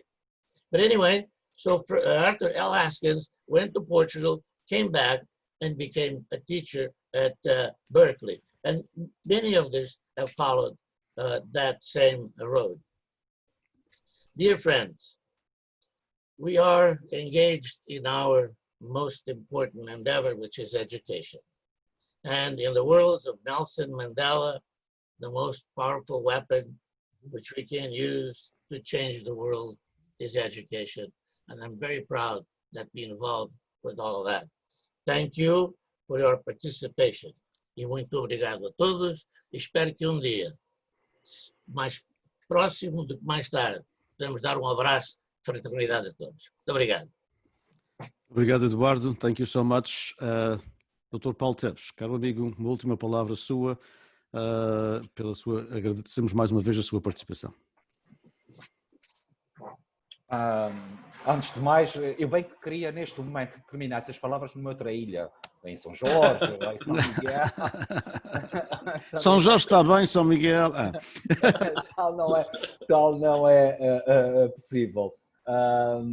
Não, quero uma vez mais agradecer a Luz American Education Foundation por investir durante 45 anos neste gathering de pessoas, de interesses mútuos, não apenas da língua portuguesa, que é tão importante, mas também a cultura, porque o desígnio da promoção da língua portuguesa não pode ficar circunscrito ao sistema de ensino apenas, não é? Primeiro parte da própria casa, não é? Das famílias. Depois tem, digamos, todo esse trabalho que é feito pelos jovens, por tudo o que é o associativismo, que ainda hoje em dia percebe muito a língua portuguesa. E depois cá está aquilo que também já se falou em várias conferências. Esta é a minha 8ª conferência, a primeira neste formato, porque as outras 7 foram presenciais, não é? E então falou-se muito até do próprio valor económico da língua portuguesa, se assim podemos chamar. As possibilidades que os jovens têm de saber mais uma língua e que abre este aspecto, digamos, de oportunidades profissionais em outros países, não apenas em Portugal, dos PALOPs, do Brasil, ou mesmo em Timor. Dizer-vos que o Governo dos Açores, e agradeço as vossas palavras de apreço, o Governo dos Açores está sempre empenhado em promover esta ligação, esta língua portuguesa, consciente dos desafios, que são imensos, mas como disseram, durante esses 6 dias foram de alguma forma analisados possibilidades de trabalharmos em conjunto, em que nós reiteramos, digamos, o nosso compromisso e aquilo que for possível por parte do Governo dos Açores de estar ao vosso lado para cumprir este desiderato, mas acima de tudo queremos é que se sintam orgulho da sua região, sintam orgulho do seu país. Eu digo muitas vezes que se cada um de nós, no espaço onde nos encontramos, se divulgarmos e promovermos a nossa identidade, estaremos num conjunto, de uma forma única, a promover o nosso país, a Portugalidade e, acima de tudo, também a contribuir para esta afirmação da lusofonia no mundo. Num mundo em que nós atravessamos neste momento, sem dúvida, foi os afetos que nós mais sentimos a falta. Foi sermos privados daquele abraço, como o Eduardo Eusébio disse bem, que espera que em breve o possamos dar. Foi estarmos juntos. Lembro-me das conferências da Luz American Education Foundation, quando terminávamos os trabalhos, continuávamos os trabalhos pela noite dentro e a falar, muitas vezes, a continuar as discussões tinham saído da sala pela noite dentro. É este viver a nossa comunidade. E eu sempre me senti tão bem junto deste imenso grupo da Luz American Education Foundation e todos aqueles que são atores fundamentais na promoção da língua e cultura portuguesas. Uma última palavra para os nossos jovens. Nós sabemos, e não querendo ser aqui um clichê, né, que são o futuro, eu muitas vezes digo, eu nasci aqui nos Açores, criei e vivo atualmente nos Açores, tive só apenas uma passagem por fora de poucos anos para tirar o meu curso universitário, mas o simples fato de ir às comunidades e ver jovens a bailar as nossas danças, a tocar nas filarmónicas, muitos deles sem nunca terem vindo aos Açores, mas que ostentam e bem aquele orgulho de pertença identitária, é algo que também nos dá confiança para o futuro. E volto a dizer, temos consciência dos desafios, que são imensos, e ainda por cima esta pandemia vai nos dar outros desafios, vai nos obrigar a repensar a forma de interação, mas acima de tudo, acho que também vai nos aproximar enquanto seres humanos. Este sentimento de solidariedade, como vos disse há pouco, tão típico do povo português, tão típico dos açorianos e dos madeirenses, enfim, é algo que vai imperar na nossa comunidade. Quero-vos dar os parabéns a todos, a Bernice, ao Eduardo, José Luís da Silva, conterrâneo, ao Duarte Silva, nosso jorgense, e ao Dinis Borges.